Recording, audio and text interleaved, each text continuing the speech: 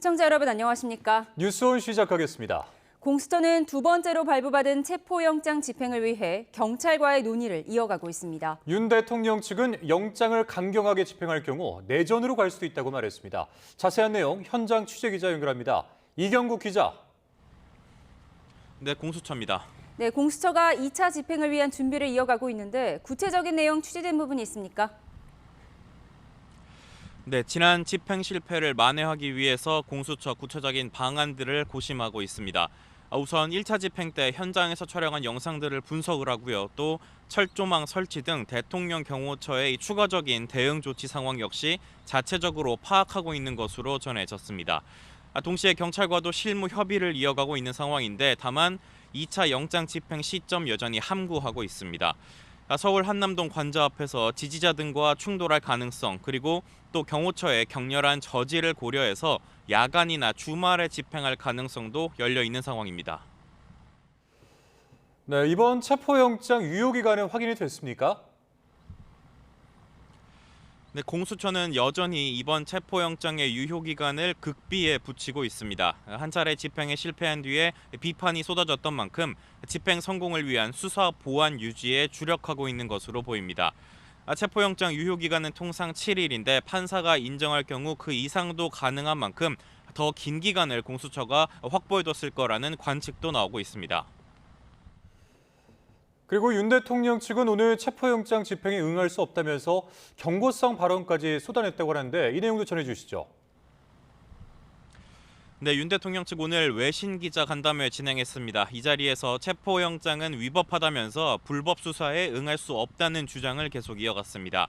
2차 체포영장과 관련해서도 헌법재판소에 권한쟁의 심판을 청구하고 효력정지, 가처분을 신청했다고도 전했습니다. 이어서 대통령을 체포하는 건 보여주기식에 불과하다면서 정치적인 목적이 있다고도 주장을 했습니다. 더 나아가서 영장을 강경하게 집행을 한다면 자칫 내전으로 갈 우려가 있다는 말까지 했는데 윤 대통령과 변호인들이 이 같은 인식을 공유하고 있다고도 했습니다. 윤 대통령 측은 대통령이 국가적 위기 상황임을 알리겠다는 계엄의 목적을 달성하지 못할까 봐 걱정하고 있다는 말도 남겼는데요. 다만 서울중앙지법의 구속영장 발부나 헌재의 파면 결정이 있다면 이는 수긍하겠다고도 덧붙였습니다. 지금까지 공수처에서 전해드렸습니다. 대통령에 대한 2차 체포영장 집행을 앞둔 경찰이 연일 경호처에 대한 압박 수위를 높이고 있습니다. 네, 구체적인 집행 방법을 두고도 고민을 이어가고 있는데 현장 연결해서 관련한 자세한 상황 들어보겠습니다. 신규혜 기자 나오시죠. 네, 경찰청 국가수사본부입니다.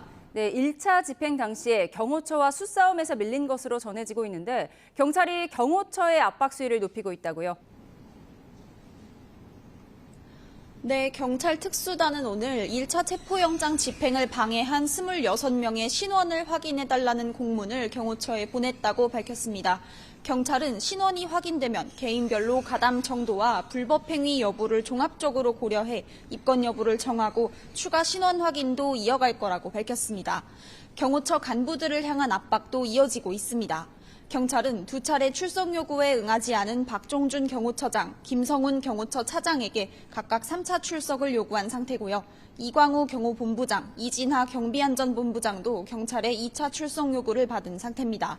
경호처는 법과 원칙에 따라 경호 임무를 수행하겠다는 입장을 고수하고 있어서 이들이 출석 요구에 응할 가능성은 낮아 보이는데요.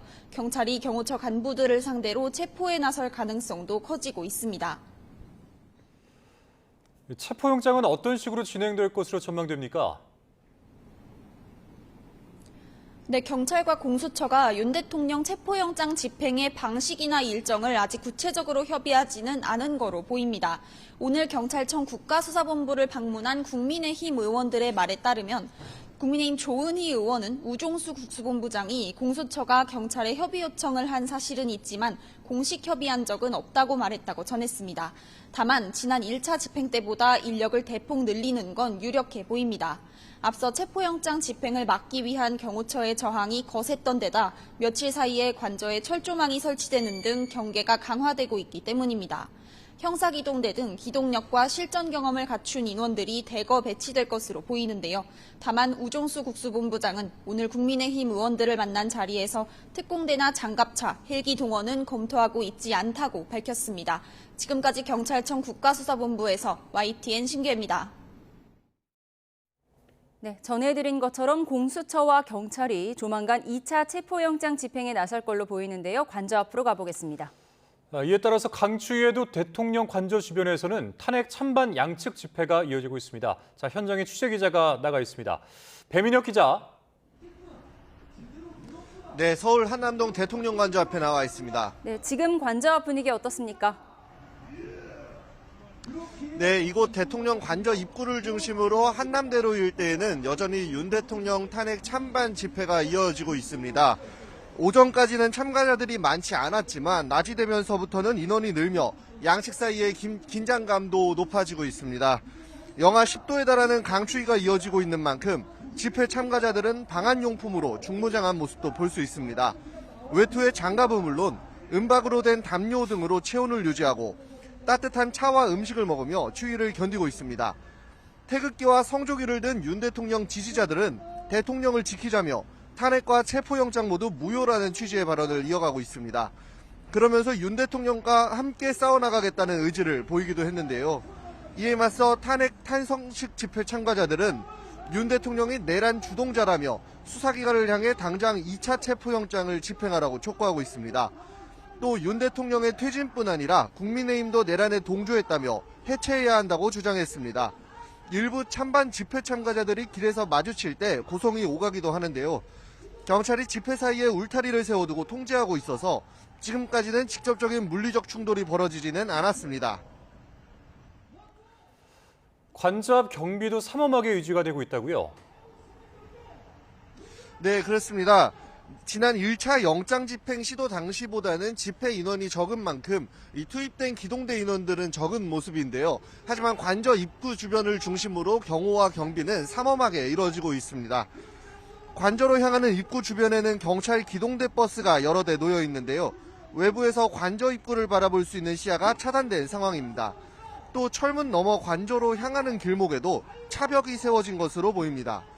경호처는 관저 주변과 경내 곳곳에 원형 철조망을 두르고 일부 출입문에는 쇠사슬까지 둘러 출입을 막으면서 2차 체포영장 집행에 대비하고 있습니다.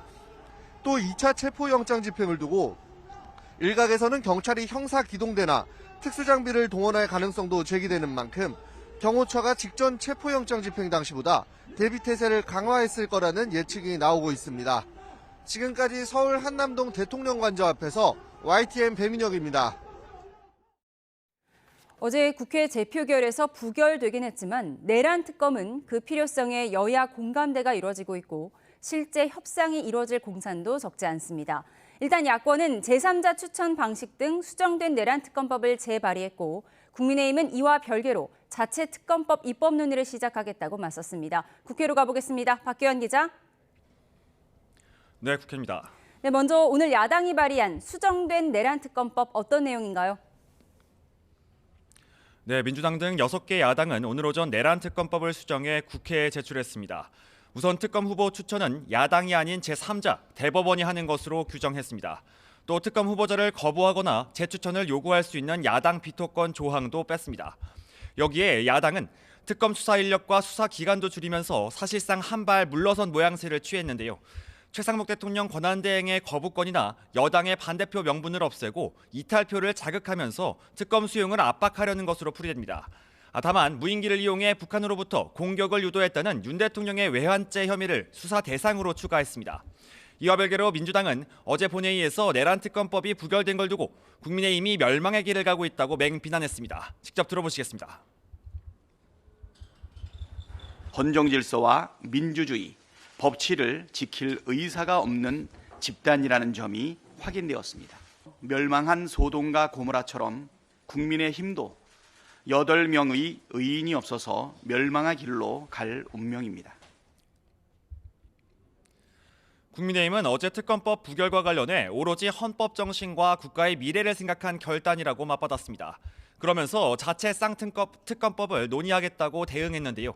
연이은 탄핵 추진으로 최상목 권한대행을 협박하는 정치를 해서는 안 된다며 두려움 때문에 협상에 나서지는 않을 거라고 선을 그었습니다. 이어서 들어보시겠습니다. 국민의힘은 두려움 때문에 협상하지는 않을 것입니다. 동시에 부결 법안에서 독소조항을 걷어내는 논의 역시 두려워하지 않을 것입니다. 헌법의 틀 안에서 쌍특검에 대한 실효성 있는 입법 논의를 시작하겠습니다. 특검법을 둘러싼 이견이 다소간 해소되면서 여야가 특검법 협상에 나설 가능성이 커졌는데요. 다만 수사 대상과 범위를 두고 의견 차이를 좁히기는 쉽지 않아 보입니다.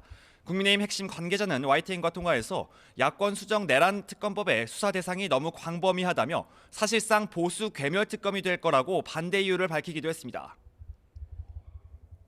네, 현재 계엄 사태 관련 긴급 현안 질의가 진행되고 있는데 어떤 질문이 나왔습니까?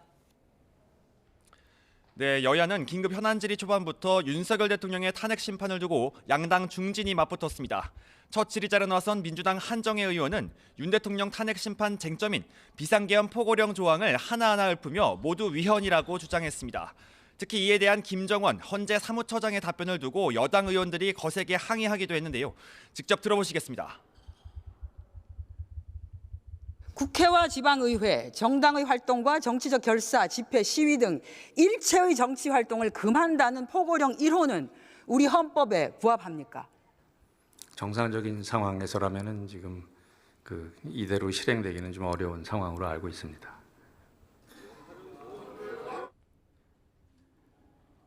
뒤이어 나온 국민의힘 나경원 의원은 국회 소추인단이 내란죄를 처리한 것을 두고 사기 타댁, 소추 사기라고 비난하면서 야당의 반발을 샀습니다. 또 조속한 심리가 아니라 졸속 심리를 위한 짬짬이라고 목소리를 높였습니다. 이어서 들어보시겠습니다. 졸속 심리를 위해서 이재명 대표의 선거법 위반 사건과 관련해서 속도를 맞추기 위해서 이렇게 해서 탄핵 소추 심리를 졸속으로 하려고 재판부와 짬짬이 한 것 아닌가 이렇게 의심하고 있습니다.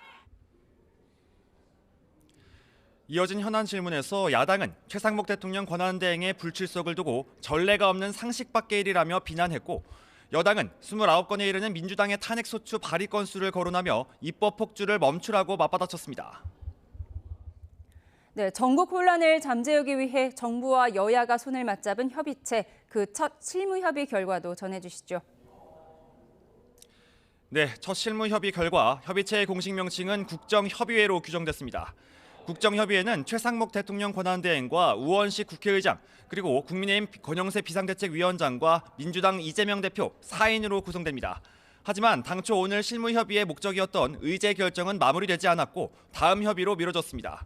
앞서 민주당은 20조 원 규모의 추가 경정 예산 추진을, 국민의힘은 연금개혁과 개헌 등을 의제로 요구해 이견을 좁히지 못한 것으로 보입니다. 여야는 다시 내부 논의를 거쳐 만나기로 했다며 가능성을 열어둔 것이라고 일단 설명했습니다. 지금까지 국회에서 YTN 박견입니다. 최상병 순직 사건 조사 결과를 경찰에 넘기는 과정에서 불거진 박정훈 대령의 항명과 상관 명예훼손 혐의에 대해 군사법원이 1심에서 무죄를 선고했습니다. 수해 지역에서 실종자를 수색하던 최상병이 숨진 지 1년 6개월 만에 나온 법원의 첫 판단입니다. 취재기자 연결하겠습니다. 조용성 기자, 1심 선고 결과 자세히 전해주시죠. 네, 서울 용산 중앙지역 군사법원은 오늘 해병대 수사단장이었던 박정훈 대령에 대한 1심 선고 공판에서 무죄를 선고했습니다. 박 대령은 앞서 항명과 상관 명예훼손 혐의로 기소됐는데 군사법원이 이를 모두 받아들이지 않았습니다. 우선 항명 혐의에 대해 군사법원은 최상병 순직 사건을 해병대 수사단이 경찰에 지체 없이 이첩해야 할 의무가 있고 해병대 사령관은 보류를 명령할 권한이 없다며 무죄 이유를 설명했습니다. 또 명예훼손 혐의에 대해 박 대령이 기자회견과 방송한 내용을 보면 발언이 가치 중립적이고 명예훼손에 고의가 있다고 보기 어렵다고 판단했습니다. 선고 뒤 박정훈 대령은 지지해준 국민과 군 재판부를 향해 감사를 표했습니다. 오로지 국민 여러분들의 지지와 응원과 성원이 있었기 때문에 이런 정의로운 재판 결과가 있었다고 생각합니다. 1년 2개월 동안 진행된 재판은 10차례 공판을 거치면서 이종섭 전 국방장관과 김계한 전 해병대 사령관 등 사건 관련 주요 지휘자들이 증인으로 출석했고 군 검찰은 결심 공판에서 박 대령에게 징역 3년을 구형했습니다. 박 대령이 1심 군사법원에서 항명 혐의 무죄를 선고받으며 공수처에서 진행되는 이 전 장관과 김 전 사령관, 대통령실 등의 외압 의혹 수사에 영향을 미칠지 주목됩니다. 군사법원의 1심 판결에 대해 군 검찰이 항소하면 2심부터는 민간 법원인 서울 고등법원에서 재판이 진행됩니다. 지금까지 국방부에서 YTN 조용성입니다. 건진법사로 알려진 무속인 전성배 씨가 정치자금법 위반 혐의로 다시 구속 갈림길에 섰습니다. 지난달 법원에서 한 차례 전 씨에 대한 이 구속영장을 기각했었는데 검찰은 보안 수사를 통해 구속 필요성을 갖췄다는 입장입니다. 자세한 소식 취재기자 연결해서 들어보겠습니다. 자, 윤웅성 기자, 전 씨에 대한 구속 심사는 끝이 난 겁니까? 네, 서울 남부지방법원은 오늘 오후 2시부터 정치자금법 위반 혐의를 받는 건진법사 전성배 씨에 대한 구속 전 피의자 심문을 진행하고 있습니다. 첫 심사 때와 마찬가지로 취재진 질문에는 답하지 않았는데요. 직접 들어보겠습니다. 구속영장 재청구됐는데 관련 입장 말씀 부탁드립니다. 1억 5천만 수사가 맞으신가요? 윤석열 대통령이랑 김건희 여사랑 어떤 사이세요? 전 씨는 지난 2018년 지방선거 당시 경북 영천시장 자유한국당 공천을 대가로 한 예비 후보로부터 1억 원대 금품을 챙긴 혐의를 받습니다. 지난달 검찰은 전 씨를 긴급 체포해 구속영장을 청구했지만 법원에서 돈을 받은 날짜와 금액, 방법 등이 명확하지 않다며 기각했습니다.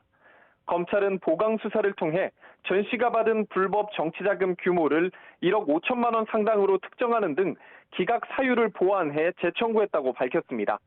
또 증거 인멸과 도주 우려 등 구속 사유와 관련한 사실관계가 추가로 확인됐다고 설명했습니다.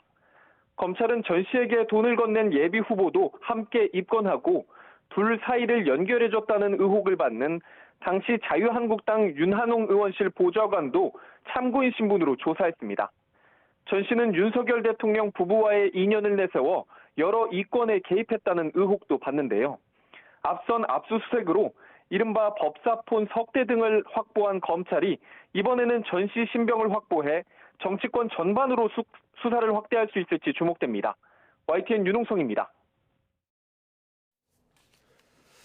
충남 서해안과 호남을 중심으로 대설특보가 내려져 있습니다. 전북 일부 지역은 많은 눈이 내리면서 대설주의보가 경보로 격상되기도 했는데요. 자, 현장에 나가 있는 취재기자 연결해 보겠습니다. 김기수 기자 나오시죠. 네, 충남 보령 대천항에 나와 있습니다. 네, 지금 김 기자 뒤로 눈이 많이 내린 상황이 보여지고 있는데 현장 상황 전해주시죠. 네, 제 뒤로 정박된 어선들이 보이실 텐데요. 이 어선들 위로 눈이 쌓인 모습입니다. 오전에는 강한 눈발이 날렸지만 오후 들어서는 다소 소강 상태를 보이고 있습니다. 이 어민들은 강한 바람에 조를 모두 포개 상태라고 말합니다. 직접 들어보시죠. 이렇게 바람만이 불고 하면요, 주의보가 떨어지면 바다에 나갈 수가 없게 해양경찰에서 제한을 하고 있어요. 날씨가 추워가지고 밖에서 주로 일을 하기 때문에 할 수 있는 게 거의 없어요. 충남 보령과 서천, 태안 등 5개 시군엔 대설주의보가 내려졌습니다. 또 충남 공주, 논산, 부여 등 6개 시군엔 눈이 더 내릴 가능성이 있어 대설 예비특보가 연장됐습니다. 이 기온도 내려가면서 충남 천안과 아산 등 내륙 지역을 중심으로 한파주의보가 발효됐습니다. 올겨울 들어 가장 낮은 기온이 예상되는데 계룡산은 영하 16도, 세종 전인은 영하 13.8도를 기록하기도 했습니다. 이 충남소방본부는 어제부터 이틀 동안 나무 쓰러짐이나 고드름 제거 등 눈 관련 신고 8건이 있었지만 별도의 인명피해는 없었다고 설명했습니다. 이 충북 지역은 눈 때문에 청주공항 도착과 출발 항공기 26편이 한때 운항에 차질을 빚기도 했습니다. 기상청은 오늘 충북은 중남부에서 1에서 5cm, 충남 지역은 5에서 10cm, 많은 곳은 15cm 이상의 눈이 내릴 것으로 예상했습니다. 네, 눈도 눈인데 지금 바람도 좀 강하게 부는 것 같습니다. 바람은 어떻습니까? 네, 그렇습니다. 제가 정박된 배 사이에 있을 때는 그나마 버틸만 한데요. 이곳을 조금만 벗어나면은 이 강한 바람이 살을 애는 듯한 이런 차가운 바람이 계속 불고 있습니다. 충남 서해안을 중심으로는 강풍주의보가 내려진 상황입니다. 이곳에 따라선 순간 초속 20m의 강한 바람이 부는 곳도 있겠습니다. 최대 순간 풍속은 충남 태안에선 초속 23.7m, 보령 대천항은 23.1m, 서천 춘장대는 21m를 기록했습니다. 이곳 충남 앞바다에는 풍랑주의보도 내려졌는데요. 물결이 1m에서 4.5m까지 높게 일 것으로 보입니다. 자, 충남 상황을 설명을 해주셨는데 호남 지역은 어떤지 좀 설명 부탁드립니다. 네, 전북과 전남 대부분 지역에는 대설특보가 내려져 있습니다.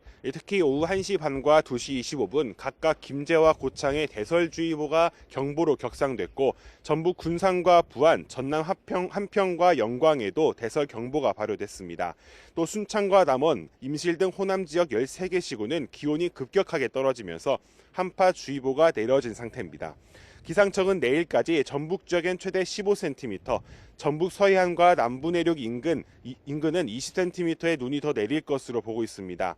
전남은 최대 10cm, 광주와 전남 북부는 15cm 이상의 눈이 더 올 것으로 예상했습니다.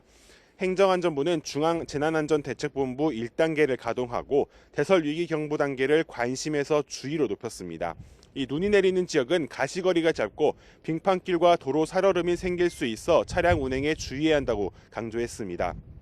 또 급격히 기온도 내려갈 것으로 보여 야외 활동은 되도록 자제해달라고 당부했습니다. 지금까지 충남 보령에서 YTN 김기수입니다. 네, 보신 것처럼 서해안 지역에는 폭설이 쏟아지고 있습니다. 서울 등 내륙은 맑은 가운데 최강 한파가 기승입니다. 자, 이번에는 기상캐스터를 연결을 해서 날씨 소식 들어보도록 하겠습니다. 이혜민 캐스터 나오시죠. 네, 광화문 광장에 나와 있습니다. 네, 지금 보기만 해도 꽤 추워 보이는데 지금 현재 서울 날씨는 어떻습니까?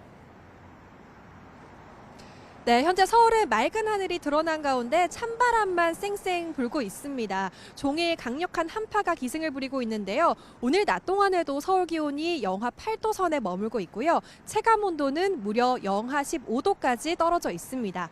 문제는 해가 지면 기온이 더 낮아진다는 건데요. 퇴근길 무렵 서울의 체감 온도는 영하 18도까지 떨어지겠습니다. 오늘 퇴근하실 때 목도리와 장갑 등 방한용품 잘 챙기셔서 따뜻하게 하고 나오셔야겠습니다. 내일 아침에도 강추위는 계속됩니다. 오늘 대부분 지역으로 한파특보가 확대 강화됐는데요. 내일 아침 서울이 영하 12도, 춘천은 영하 19도, 대전과 대구는 영하 12도까지 떨어지겠습니다. 낮에는 서울이 영하 2도, 대전과 광주 0도, 대구는 1도로 낮 기온은 오늘보다 3에서 5도 정도 높겠습니다. 한파 속 현재 호남 서해안과 제주도를 중심으로 폭설이 이어지고 있습니다. 오늘 밤까지 호남 서해안으로 강한 눈이 집중되는 가운데 이 지역에는 대설 경보도 내려져 있습니다. 내일까지 제주 산간에 30cm 이상, 전북 서부에 20cm가 넘는 많은 눈이 이어지겠고요. 충남 서해안과 전남에도 최고 15cm가 더 내리겠습니다. 매서운 추위는 휴일부터 점차 누그러지겠고 당분간 호남 서해안과 제주도를 중심으로는 눈비가 자주 내릴 전망입니다. 여전히 동해안 지역은 메마른 날씨 속에 건조주의보가 내려져 있습니다. 이렇게 칼바람이 불어서 작은 불도 크게 번지기 쉬운 환경이니까요. 산불 등 화재 사고 나지 않도록 조심하셔야겠습니다. 지금까지 YTN 이혜민입니다.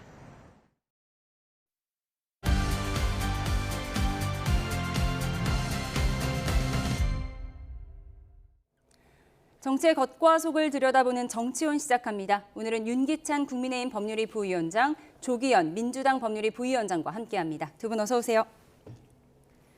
네, 공수처와 경찰 다시 받아든 대통령 체포영장을 언제 어떻게 집행할지 고민 중일 텐데요. 이런 가운데 윤 대통령 추정 인물이 언론에 포착돼 화제가 되고 있습니다. 영상으로 보고 오겠습니다.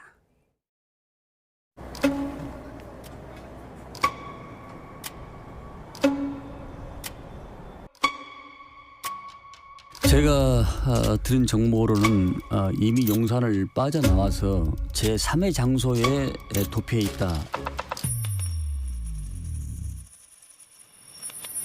제가 어제 저녁에 분명히 관저에 가서 대통령을 관저에서 데리고 나왔습니다. 참 자괴감이 드는 일입니다.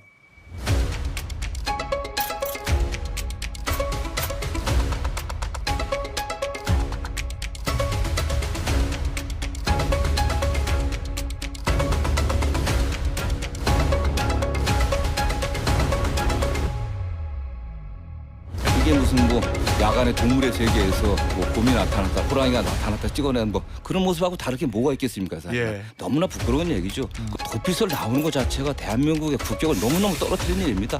이 체포영장 다음에 구속영장까지 민주당에서 계속 여론을 만들려고 하는 거 아닌가 그런 생각이 듭니다. 왜냐하면 구속영장은 도주 우려가 있거나 증거인멸의 우려가 있을 때 보통 발부하는 거 아니겠습니까? 네.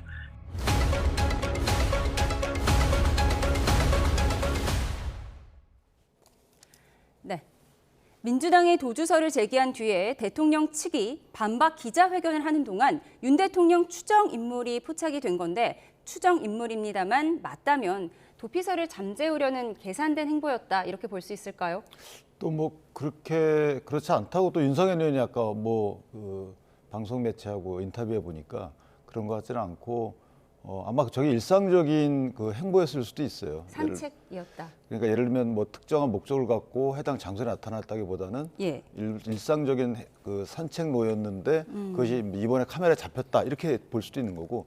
저는 대통령이 어쨌든 저렇게 모습을 드러낸 그 이후에 이제 도피설이 잠재워지긴 했는데 문제는 도피설이라는 것을 정치권의 국회의원이 제기한다는 것 자체가 좀 우습죠. 왜냐하면 뭐 개발도상국 같은 경우에는 뭐 쿠데타 이런 게 있을 경우에 해외로 망명하는 경우 제가 봤어도 국내에서 대통령이 도망다니는 것은 제가 처음 들었거든요. 설령 그런 말을 누군가로부터 들었다 하더라도 가십성 있게 넘어가야 되는 것이지 국회의원이 방송사 매체를 통해서 이런 말들을 한다는 것이 글쎄요. 뭐 만약에 정치적 목적을 갖고 지지층을 이반시키려고 그랬다면 더욱 나쁜 얘기인 것이고 저런 수준을 갖고 생각을 실제 본인도 믿었다면 저는 글쎄요, 뭐 한번 고민을 깊이 해보시라 이렇게 말씀드리고 싶습니다. 예, 민주당 정성호 의원은 도피설이 나오는 것 자체가 국격을 떨어뜨리는 것이다 이렇게 얘기했는데 어쨌든 도피설은 민주당이 제기했고 해프닝으로 끝나는 모양새인데 어떻게 보십니까? 글쎄요, 부끄러운 일이죠. 정성호 의원님 말씀대로 대단히 부끄럽고 창피한 일인데 지금 대통령 관저에서 벌어지고 있는 상황을 보십시오. 이런 말 안 나올 수 있겠습니까? 대통령이 법원이 발부한 적법한 영장 에 불응하면서 철조망을 치고 2중 3중의 방어벽을 치고 있습니다. 경호처 의원들은 무장한 채로 체포에 응하지 않겠다는 입장을 계속 밝히고 있고요. 그 과정에서 대통령과 영부인만이 탄다는 방탄차 이동 정황이 노출됐기 때문에 얼마든지 제기될 수 있는 문제이고 또 관련된 제보도 이어지고 있습니다. 사실은 이런 얘기를 굳이 안 꺼내도 되는 상황을 대통령이 만드셔야 되는데 이런 얘기가 나올 정도로 지금 대통령 행위는 매우 부적절하고 바로 응함으로써 이 상황에 이런 말들이 나오지 않도록 하셔야 되는데 굳이 저렇게 언론에 노출될 것을 알면서 저런 모습을 보여준 것도 어떻게 보면 2차 집행에서는 집행 가능성이 높을 수 있다는 어떤 불안감 이런 거에 반영일 수도 있고 실제 도피설이나 여러 가지 이런 문제 제기가 되면서 지지층 또 당장에는 경호처 내부에서도 사실은 동요가 있는 상황인 것 같습니다. 이런 부분에 대한 우려를 부식하기 위해서 의도적으로 뭐 행보를 노출한 행위를 한 게 아닌가 이렇게 보고 있습니다. 예, 대통령이 불안해서 언론에 일부러 노출을 했을 수도 있다 이렇게 분석을 해주셨는데 국민의힘 김용태 의원은 도피설을 제기한 민주당의 비판을 가했습니다. 구속영장 여론 만들기 전략이란 이런 주장인데 구속영장 발부 조건, 가장 중요한 조건이 아무래도 도주 우려기 때문에 이런 얘기를 하는 거겠죠. 뭐 그럴 수도 있죠. 저렇게 생각하는 여지도 없잖아 있고 또 하나는 이제 정치적인 그 셈법으로 사실 지지층으로부터 대통령을 떼어내기 위한 방책일 수도 있는 거고요. 또 하나는 대통령을 지금 옹호하거나 지지하면 마치 내란을 옹호하는 거다라는 취지의 민주당의 주장들이 뒤따르고 있어요. 그렇다면 대통령을 저렇게 옹호하게 되면 저런 분을 옹호하는 것이다라고 뭔가 소위 자괴감을 들도록 하는 심산일 수도 있는 것이고요. 저는 개인적으로 저렇게 깊은 생각하에 어떤 저 말씀을 하셨다고 보지는 않아요. 민주당 의원님들이. 그 정도로 이런 사태를 엄중하게 보는 것이 아니고 되게 장난스럽게 보고 있다는 생각이 드는 거예요. 가십성으로 보고 있다. 그렇죠. 왜냐하면 뭐 저런 지금 대치 상황을 갖다가 물론 대통령에 대한 비난의 관점도 있고 또 경찰에 대한 비난의 관점도 있지만 어쨌든 상당히 엄중한 상황이거든요. 그렇다면 저기 걱정 어린 시설을 봐야 되는데 뭐 헬리콥터 타고 내려가면 된다. 장갑차 밀고 들어가면 된다. 뭐 가슴을 열고 총을 맞아라. 이런 식의 말씀들을 하시는 그런 사고방식이 이해가 안 되는 거죠. 왜냐하면 저분들 경호처에 있는 젊은이들도 우리 아들, 딸들이고요. 그다음에 경찰 그 기동대나 아니면 뭐 형사기동대 다 마찬가지입니다. 우리 국민의 젊은이들이에요. 근데 어떻게 그런 말씀을 하시는 거죠? 그러니까 이런 식으로 이 사고를 보는 것이 사실 같이 정치를 해나가는 그 뭐 동료들이 아니고 동료인데 견해가 다른 것이 아니고 사실은 박멸 대상이고 이런 식의 정치 문화가 좀 아쉽다는 생각이 들고 저는 이 희화되고 있는 이런 전국이 누구의 잘잘못을 떠나서 약간씩 한 발씩 뒤로 물러서야 되지 않나라는 생각합니다. 네, 경호처 직원들도 우리 아들, 딸이다 이렇게 지적을 해주셨어요. 그런데 대통령 측은 체포영장은 뭐 계속해서 불응하고 있는데 구속영장이 발부되면 거기에는 심사를 당당히 받겠다라고 얘기를 하고 있거든요. 체포영장과 구속영장의 차이 어느 부분에 초점을 두고 계속해서 이런 주장을 하는 걸로 보세요? 차이의 의미를 둘 필요가 없을 것 같습니다. 결코 응하지 않을 거라고 보고요. 체포영장에도 응하지 않는데 구속영장에 응하겠습니까? 아무래도 영장실질심사에서 항변할 기회가 있다 이런 분석들이 나오더라고요. 그렇죠. 그런데 뭐 지금 상황 대통령이 12월 3일 이후에 이 법 집행 관련돼서나 아니면 국민을 상대로 공개적으로 밝히는 입장을 보면 실제 정당한 법 집행에 대해서 전혀 응하지 않고 있습니다. 체포영장 전 단계에서 3번의 소환 요청이 있었는데 다 불응했습니다. 그러니까 체포영장은 소환에 불응했기 때문에 발부가 된 거고요. 그리고 체포는 하거나 소환에 수사에 응하지 않으면서 구속영장을 차라리 발부해라. 이것은 수사에 혼선을 주고 자꾸 이런 방식으로 해서 지연시키면서 지지층에게 전하는 메시지일 뿐이지 실제 그런 방식으로 이 수사를 선택할 수 있는 권리는 어떤 피의자에도 없고요. 지금 대통령의 저런 발언도 자기가 선택하고 그런 수사만 정당화로 받겠다는 어떤 일종의 여론전이기 때문에 실제 저 뭐 구속영장 청구에는 응하고 또 법원의 이 재판 절차에는 응하고 이런 의사를 갖고 한다기보다는 지금 당장의 체포영장 집행을 면하기 위한 그런 수단을 수사하는 발언이지 실제 적극적으로 수사에 임하겠다는 의지를 표현한 입장은 아니라고 봅니다.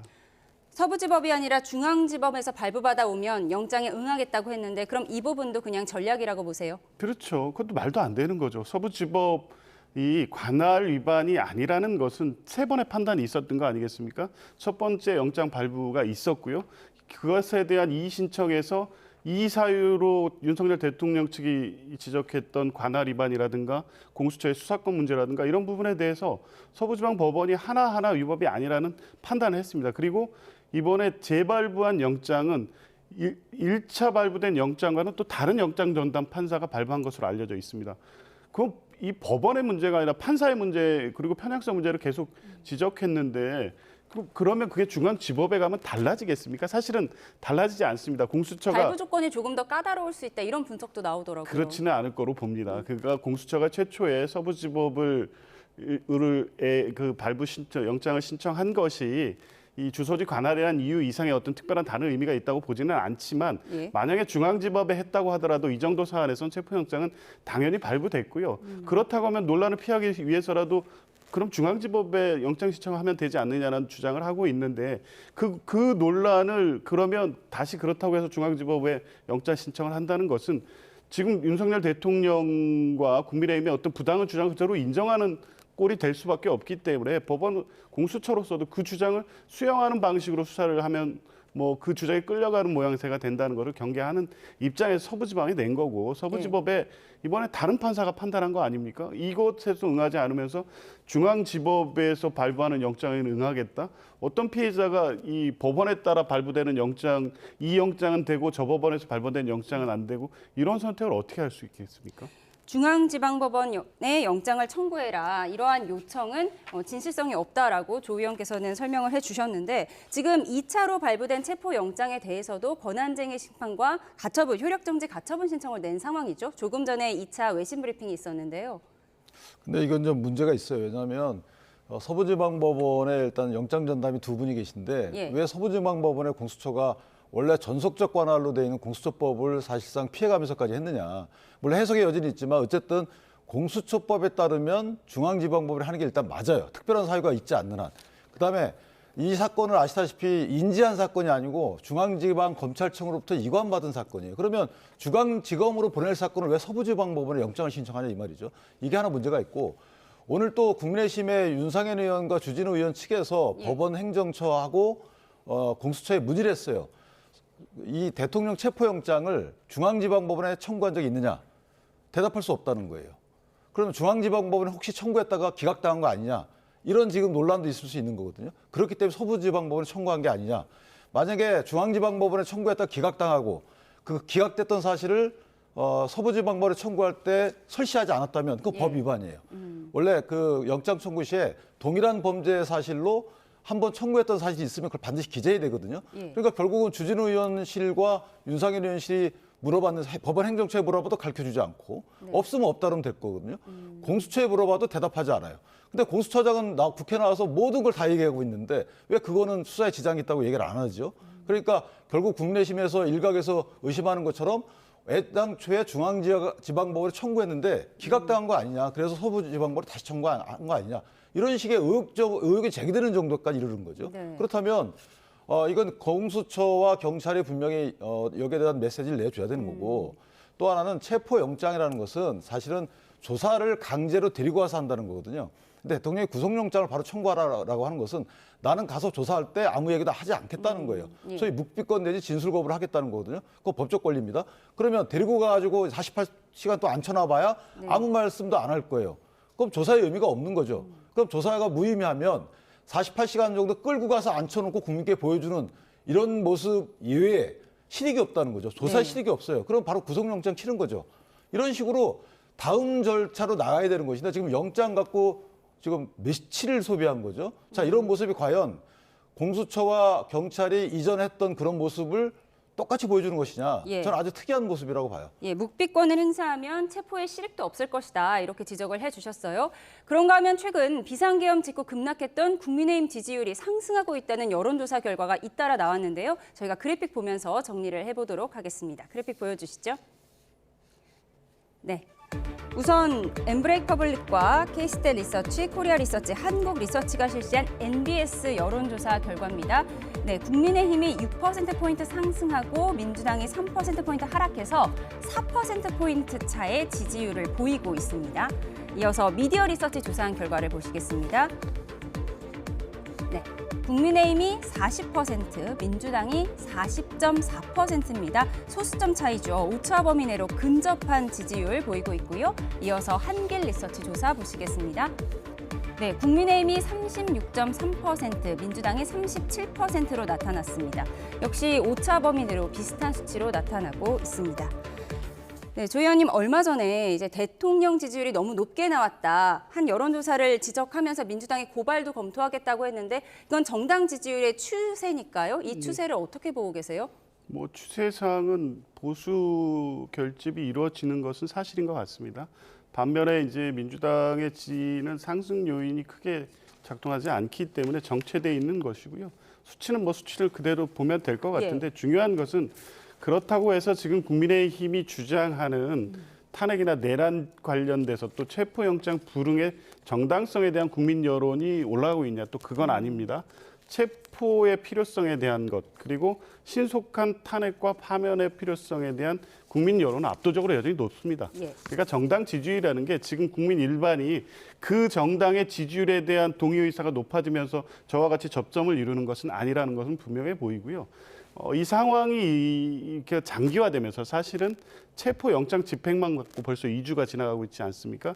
사실 국민들은 이 탄핵소추안이 의결이 되고 법에 따라서 절차가 진행될 것을 기대하고 일상으로 돌아갔지만 여전히 불안하고 답답한 현실에 있지만 이 상황이 장기화되면서 일종의 피로감도 있습니다. 그래서 적극적으로 진보나 중도층에서 민주당을 지지하거나 이 설문에 응해야 될 필요성을 별로 안 느끼는 상황에서 반면에 국민의힘은 적극적으로 이 상황에 대처하고 대통령을 사실상 옹호하면서 보수의 위기론을 확산시키고 있기 때문에 결집 현상은 나타나는 건 분명하고 그게 정당 지지율에 반영되는 것으로 보이는데 예. 저는 이 상황이 오래 갈 것으로 보지 않습니다. 체포영장의 집행 여부 이후에 사전 구속영장 발부 또 탄핵 심판 절차의 정상적인 진행 이런 상황들이 반영이 되면 이 지금의 정당 지지율은 다시 조정될 것이다 이렇게 보고 있습니다. 네. 지금 현재 대통령 직무가 정지된 상황이기 때문에 대부분의 정례 조사에서는 대통령 지지율 자체는 조사하고 있지 않고요. 지금 정당 지지율을 보여드리고 있는데 지금 어떻게 보세요? 이 정당 지지율이 높아지고 있는 국민의힘 지지율이 높아지고 있는 건 보수가 결집하고 있는 것으로 보이고 조 의원께서는 오래 가진 않을 것이다 이렇게 분석을 하셨거든요. 저는 이제 보수 결집은 그 지난 2016년, 17년도 박근혜 그 대통령 탄핵 시절에 네. 있었던 그 경험을 되살리는 거라고 보고요. 그 당시에는 10%, 8%까지 떨어졌었거든요. 근데 지금은 그런 상황이 아니고. 학습 효과에 의한 보수의 위기론. 사실은 이제 그 당시 보수 개멸이 되던 상황이기 때문에 다시는 보수 개멸이 되게 되면 네. 그렇다고 민주당이 잘한 그 이후 정부가 들어선 것도 아니기 때문에 그런 학습 기억을 갖고 있는 거죠. 따라서 보수가 괴멸되면 민주당을 견제할 세력이 없어진다. 따라서 그러면 오히려 국민과 나라에 도움이 안 된다라는 생각이 있는 것 같고요. 하나는. 예. 또 하나는 이번 사태에 대통령이 어쨌든 비상대권을 극단적인 권한 행사를 했기 때문에 국민적 불안과 국가적 혼란을 초래한 건 맞아요. 그런데 거기까지 이르기까지 그 이후에 또 민주당 행태를 보면 이게 과연 국민의힘과 대통령의 책임만이냐? 그렇지 않다고 보는 거죠. 예컨대 공동의 책임이 있다고 보는 거예요. 한쪽은 단죄할 주체고 한쪽은 단죄당할 객체가 아니고 같이 이 정치권 전반적인 문제가 있다라고 국민적 시각에서 보는 거죠. 예. 따라서 민주당 지지율을 보면 중도가 이탈하는 부분이 없잖아 있단 말이에요. 네. 개별적으로 보면 뭐 감사원장 탄핵부터 지금 한덕수 권한대행 탄핵까지 개별 사는 법이 이렇지만 전체적인 국회 운영이 사실 이런 극단적인 대권 행사, 이 비상대권 행사에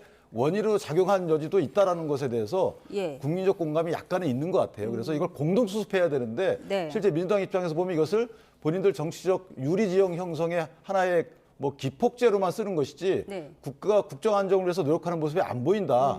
이런 아마 국민적 질타가 숨어 있지 않겠는가 생각을 합니다. 민주당 줄 탄핵에 대한 국민의 반발이다라는 얘기도 있고 또 이재명 포비아다 이런 분석도 나오더라고요. 줄탄핵에 대한 어떤 평가가 지금 여론에 반영되고 있다고 보이지 그렇게 보진 않고요. 않으세요? 그렇습니다. 그러니까 12월 3일 이전에 뭐 이 검사나 뭐 검사들의 탄핵 이런 부분에 대한 비판 여론이 있습니다만 그러나 그 관련된 비판 여론은 12월 3일 비상계엄 내란으로 인해서 사실상 그 여론이 지금까지 연결되지는 않고 있고요. 그 이후에 탄핵 정국에서 한덕수 권한대행 또 관련된 이 국무위원들에 대한 탄핵 등은 그것과는 양상이 전혀 다릅니다. 그리고 개별적으로 이 12월 3일 이후에 탄핵에 대한 찬성 여론은 훨씬 높습니다. 그러니까 지금 얘기하는 것처럼 12월 3일 비상계엄이 민주당의 이런 행태와도 관련돼 있고 그런 것들 때문에 공동에 대한 책임 의식 없이 지금 이 비상계엄 탄핵 국면을 계속 이어가고 있는 민주당에 대한 비판 여론이다. 저는 그렇게 해석하지는 않고요.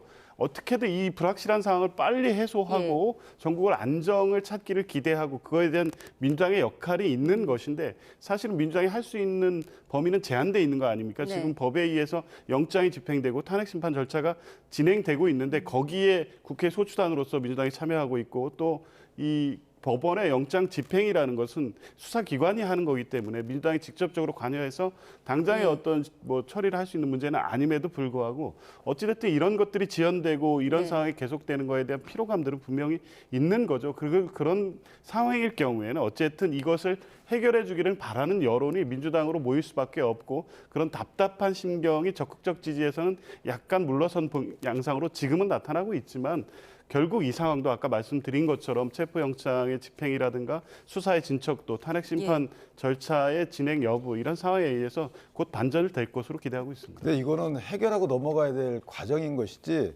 만약 수사를 통해서 체포를 하는 것이 그다음에 탄핵 절차를 통해서 파면하는 것이 최종 목적은 아니잖아요. 그다음 절차가 기다리고 있는 거예요. 파면된다 하더라도 안 된다 하더라도. 근데 민주당 같은 경우에는 지금 최권한대행에 대해서도 뭐 경호처 관련된 지시를 안 했다고 해서 직무 유기로 고발한다는 거 아니에요? 한덕수 권한대행도 또 고발한다는 거 아니겠어요? 그러니까 민주당의 목적이 뭐냐? 과연 국정 안정이냐 아니면 사실은 이번에 아예 정부를 와해시키고 새로운 정부를 빨리 가고자 하는 이런 것이냐 이런 게 하나 있는 것이고 예전에 문재인 대통령에 대해서는 반문재인 정서가 크진 않았죠. 반문재인 전선이 그렇게 크진 않았단 말이죠. 근데 지금 이재명 대표에 대해서는 반 이재명 정선이 정서적으로 크다. 이렇게 예. 아까 말씀하신 대로 그런 것들이 다 종합적으로 작용이 되는 거기 때문에 저는 민주당이 이게 체포가 지연되기 때문에 일부 지지층이 우리를 떠나는 것이다. 이렇게 저 여론조사를 해석하게 되면 사실 조금 더 여론으로부터 멀어진 것이 아닌가라고 생각합니다. 예.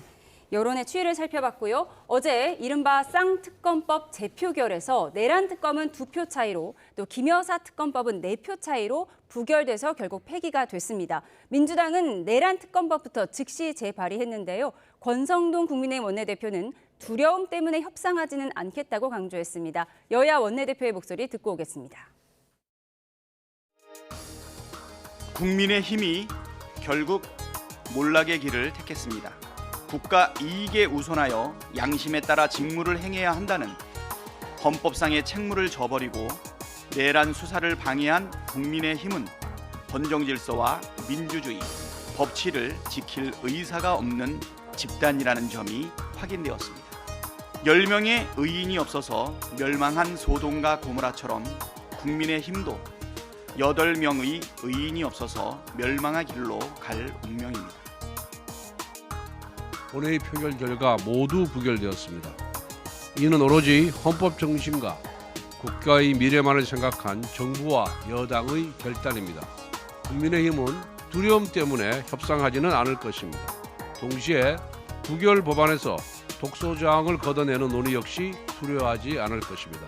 헌법의 틀 안에서 쌍특검에 대한 실효성 있는 입법 논의를 시작하겠습니다. 네, 민주당 마음이 급했나 봅니다. 야당이 내란 특검법을 오늘 당장 재발의했습니다. 그리고 특검 후보자 추천 권한을 대법원장에게 맡기기로 했는데 이렇게 제3자 추천 특검법은 예전에 한동훈 대표가 전당대회에 나오면서 최상병 특검법을 제3자 추천 방식으로 하겠다 이렇게 나와서 성사되진 않았습니다만 이런 양식을 가져옴으로써 아무래도 국민의힘 이탈표, 찬성표를 늘리겠다 이런 전략으로 봐야 할까요? 그렇습니다. 이게 2표 차로 특히 내란 특검법은 2표 차로 제2계열이 부결됐기 때문에 이렇게 국민의힘의 요구를 받아들이는 방식을 취하더라도 일단 내란 특검을 한시라도 빨리 출범시키는 게 시급하다 이런 판단이 있는 거고요. 기존의 민주당이 주장해왔던 것처럼 기존의 특검법이 위헌적이라든가 이런 주장을 수용하는 건 아닙니다. 그 이전의 특검법에서도 참자 특검이 아닌 야당 특검으로 했고 그게 합헌이라는 헌법재판소의 결정이 있었기 때문에 문제가 되지는 않지만 적어도 이 내란 상황의 신속한 종식을 위해서는 내란 특검법이 하루속히 출범해야 된다는 것이고요. 특히 이 국민의힘은 계속해서 이 수사권 문제를 문제에 삼고 있지 않습니까? 그렇다면 뭐 두려움 때문에 합의하지 않겠다는 게 그게 어떤 두려움인지는 모르겠습니다만 적어도 국민에 대한 두려움이 있다고 하면 이 정도 특검법 국민의힘이 만들었고 본인들이 주장한 내용으로 특검법을 만들었어도 이 이상이 되지 않을 특검법을 제출한 겁니다. 그러면 당연히 통과시켜야 되고요. 본인들이 주장했던 지금까지의 수사권 논란을 일거에 해소하는 특검법이라는 점에서도 이 거부할 아무런 명분이 없습니다. 신속히 협의에 착수해서 하루라도 빨리 통과시켜서 더 이상 수사권 논란, 관할 논란이 없는 상태로 이 수사가 신속히 진행될 수 있도록 협조할 의무가 있다고 봅니다. 네, 그래픽이 준비되면 다시 한번 보여주시면 좋을 것 같은데요. 천하람 개혁신당 의원은요. 발의 명단을 가리고 보면 국민의힘에서 발의했다고 해도 믿을 것 같다 이런 얘기를 했습니다. 그런데 윤 의원님 보시기에 지금 특검 추천권이 대법원장에 있고 수사 인력과 기간을 축소하는 것까지는 국민의힘이 받아들일 것 같은데 수사 범위에 외환 범죄가 추가됐어요. 이 부분을 국민의힘이 받아들일지가 궁금한데요. 이 특검은 사실은 지금 의미가 없는 특검이죠. 왜냐하면 수사가 이미 중요 임무 종사 혐의를 받고 있는 사람들이 기소가 되고 있어요. 수사가 마무리됐고. 대통령과 이상민 장관 정도만 남아있는 거거든요. 그러면 저 특검법이 통과된 이후에 특검이 출범하게 되면 수사는 거의 다 끝나 있어요. 그럼 저 특검은 뭐냐? 만약에 대통령이 파면 선고가 나고 조기 대선이 치러지게 되면 선거운동용 특검이 될 수밖에 없는 거예요. 그다음에 저게 보면 아직 수사 대상 범위에 대해서도 사실 저희가 주장하는 게 반영이 안 되는 상태고 따라서 저는 이소부와의 여우와 두루미라는 것이 생각이 나요. 두루미가 놀러 갔는데 접시에 물 담아주고 먹으라는 거 똑같은 거죠. 저 부분은 또 하나는 이제 그 상설 특검 관련돼서 그거 조정도 안 돼 있잖아요. 두 개가 다 동시에 진행된다는 것도 말이 안 되는 것이고 하기 때문에 일단 전제가 조정이 돼야 되는 것이고 수사 대상도 극소로 줄게 되면 그러면 협의할 의사가 있을 것 같은데 그렇지 않으면 저걸 협의할 이유가 전혀 없어요. 국민의힘이 없어요. 예, 이런 가운데 권성동 원내대표가 특검법에 찬성 의사를 밝혔던 김상욱 의원에게 탈당을 진지하게 고려해보라고 권유했다고 밝혀지면서 여진이 이어지고 있는데요. 김상욱 의원이 오늘 본인의 입장을 직접 밝혔습니다. 신동욱 대변인 목소리에 이어서 김상욱 의원의 목소리 듣고 오겠습니다.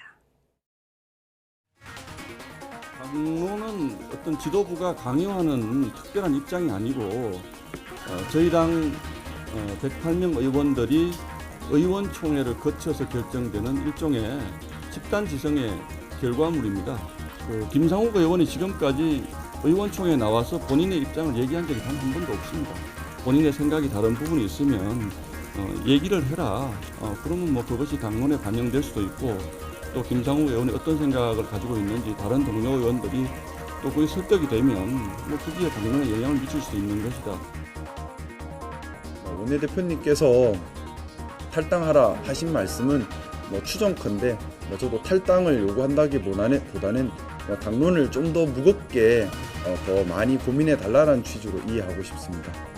의총에서 발언을 하는 것 이런 부분들에서 뭐 물리적인 제재는 없겠지만 보이지 않는 이런저런 압력은 분명히 또 있는 것도 사실인 것 같습니다. 제가 추구하는 보수의 가치와 당이 추구하는 보수의 가치가 같다고 믿고 있고 우리 당이 추구하지 못하고 있는 부분이 있다면 그것은 개선하고 고쳐 나가야 할 부분이라 생각합니다. 네. 김상욱 의원이 탄핵 국면에서 인지도를 상당히 높이고 있는데 사실 국민의힘에서 특검 찬성표를 던진 사람이 6명인데 왜 김상욱 의원한테만 탈당을 권유했을까요? 최근에 적극적으로 계속 목소리를 내는 게 김상욱 1인 시위했던 게 밉보였을까요? 그렇기도 하고 계속해서 이 특검법에 대한 찬성 입장을 밝히고도 있고요. 그것이 정당하다는 입장을 계속 밝히고 있죠. 중요한 건 저런 김상욱 의원 정도를 품어안지 못하고 오히려 정광훈 목사 앞에 머리를 숙이고 또 대통령에 대한 적법한 체포영장 집행을 집단적으로 가서 가로막는 이런 행태로 지금 국민의힘이 가기로 정한 것이 아닌가. 그렇다고 하면 사실은 중도층으로부터의 어떤 외면까지도 하더라도 대통령과 함께 가겠다는 거 아니겠습니까? 저는 적어도 그 입장에서 지금 뭐 여전히 비상계엄은 잘못됐다고 얘기하지만 사실상은 내란을 부정하는 데서 더 나아가서 비상계엄 자체도 정당하다는 목소리까지 나오고 있고 실제 그런 주장을 하는 그런 집회를 하는 이 극우 세력과 같이 하고 있다면 결국에 정당의 정체성도 그렇게 가겠다는 거 아닙니까? 저는 이런 정도의 입장으로 국민의힘이 자기 정체성을 가져갈 거라고 하면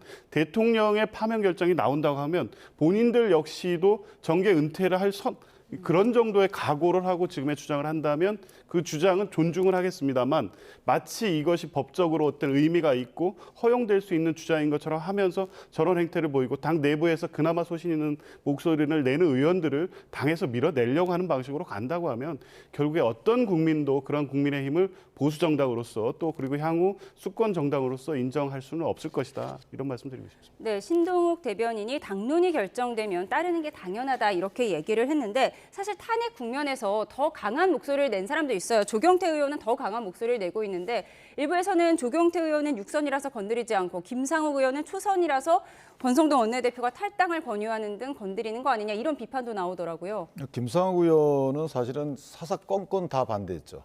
그러니까 당론이라는 게 사실 그 전에 저희 정광훈 집회에 가서 이렇게 하자라고 당론을 정한 적이 없고 그다음에 대통령 체포영장을 막자라고 당론을 정한 적은 없어요. 그것은 의원 개개인의 소신인 것 같고 또 하나는 뭐 정광훈 집회에 참석했다고 해서 모든 것들 정광훈 목사와 뜻을 같이 한다 이렇게 볼 수 없죠. 민주당도 마찬가지로 진보신당과 여러 가지 같이 해도 진보신당 강령을 다 받아들이는 건 아니듯이 그래서 그런 비판은 좀 논리적 비약이 있다고 보고 김상욱 의원의 경우에는 사실은 제일 컸던 부분은 한덕수 총리에 대한 탄핵안 찬성이라고 보고요. 찬성이라기보다는 그 당론 안 따른 부분이 하나 있는 것이고 저는 개인적으로 김상욱 의원이 저 말씀처럼 보수당의 가치와 뜻을 같이 한다면 좀 고민을 많이 하셔야 되는 것 같아요. 첫 번째는 의원총회에서 본인 얘기를 충분히 해서 의원들을 설득할 노력을 해야 되는 거죠. 의원총회라는 것이 사실은 내 생각을 관철시키려고 노력하는 과정이잖아요. 그래서 만약에 거기서 의견이 결정이 되면 그걸 따른다는 전제하에 토론을 수기를 거쳐서 다수결로 정하면 따르게 돼 있는 거잖아요. 그렇다면 그 의원총회 결론대로 나고 나는 나대로 가고 이것은 뭐 정당 정치라는 집단 정치하고 안 맞는 것이고 또 하나는 이 저희 당원 단계에 보면 당론이 결정이 되게 되면 사실은 거기에 따라야 되는 겁니다. 정당한 이유 없이 정당한 이유가 없다면 그렇다면 지금 김상우 의원의 경우에는 처음 국회 들어오셔가지고 어느 순간부터 계속 당론을 사사건건 안 따르고 계시니까 그거에 대해서 원내대표가 한번 주의를 줬던 것 같고 개인적으로 지역구 의원이시기 때문에 만약에 지속적으로 이 당이 가는 방법은 나하고 안 맞다 그러면 탈당을 하셔야 돼요. 그러니까 그거 심각히 고민할 필요가 본인은 있다. 탈당할 의사가 없는 것 같더라고요. 오늘 말하는 거 보면. 그럼 징계를 해야 됩니다. 징계를 해야 한다. 예, 징계를 해야 한다고 말씀해 주셨는데 민주당에서도 지금 뭐 비판의 목소리가 나오고 있는데 고민정 의원이 삼류 조폭만도 못하다고 하면서 윤석열 대통령의 탈당부터 고려해라 이렇게 얘기를 했어요. 정상적이고 합리적 판단을 한다면 지금 고민정 의원의 발언이 맞죠. 그러니까 12월 3일 직후에는 실제 국민의힘 내부에서 비상경비 잘못됐고 내란에 해당된다는 목소리 나오고 있었지만 지금 한 달 만에 이런 이 소신 있는 목소리가 전혀 나오지 않고 있습니다. 그나마 그런 주장을 하고 있는 지금 의원 한 명을 희생양으로 삼아서 그거에 대한 소신 발언까지 완전히 차단하겠다는 거 아니겠습니까? 당연히 윤석열 대통령과 선을 긋고 중도층과 보수의 어떤 외연 확대를 위해서 지금 상황을 명확히 가야 되는데 결국 대통령과 같이 가면서 그에 대한 어떤 소신적인 입장을 가진 사람들 당에서 다 몰아내겠다는 것이기 때문에 이것은 전체주의적 발상이고 조폭적인 행동이다. 이런 비판을 받을 수밖에 없다고 봅니다. 근데 민주당에서 저렇게 칭찬하시는 거 보니까 김상우 의원이 잘하고 있는지에 대해서 한번 반성을 해볼 필요가 있어요. 네. 알겠습니다. 당론을 따르지 않았던 김상우 의원의 행보까지 짚어봤습니다. 여기서 줄이겠습니다. 지금까지 정치온 윤기찬 국민의힘 법률위 부위원장, 조기현 더불어민주당 법률위 부위원장과 함께했습니다. 두 분 말씀 고맙습니다.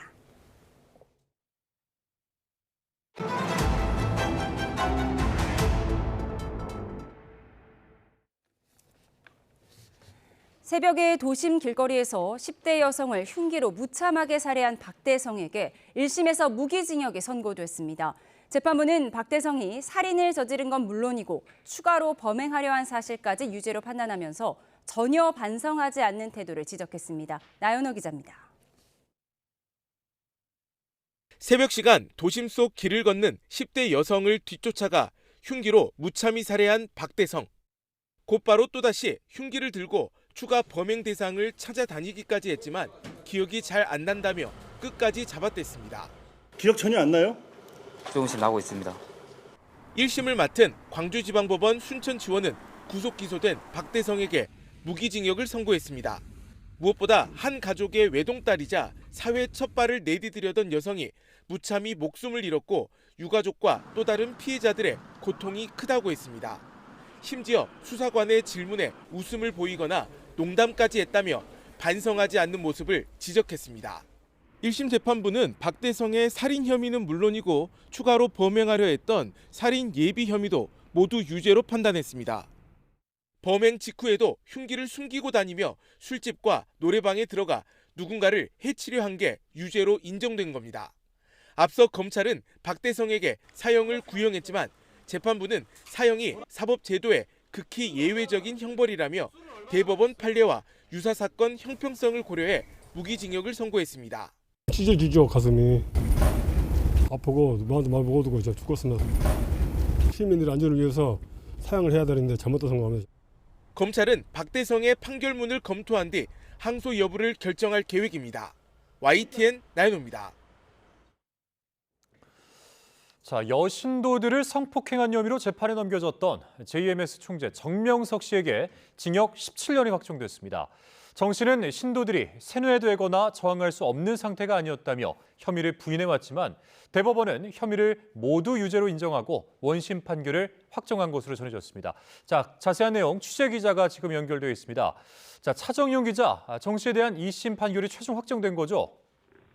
네, 그렇습니다. 대법원은 오늘 오전 여신도 성폭행 혐의를 받는 JMS 교주 정명석 씨에게 징역 17년을 선고한 원심 판결을 확정했습니다. 아울러 15년 동안 위치 추적 전자발찌를 부착할 것과 10년 동안 아동청소년 관련 기관과 장애인 복지시설 취업 제한 명령 등도 그대로 확정됐습니다.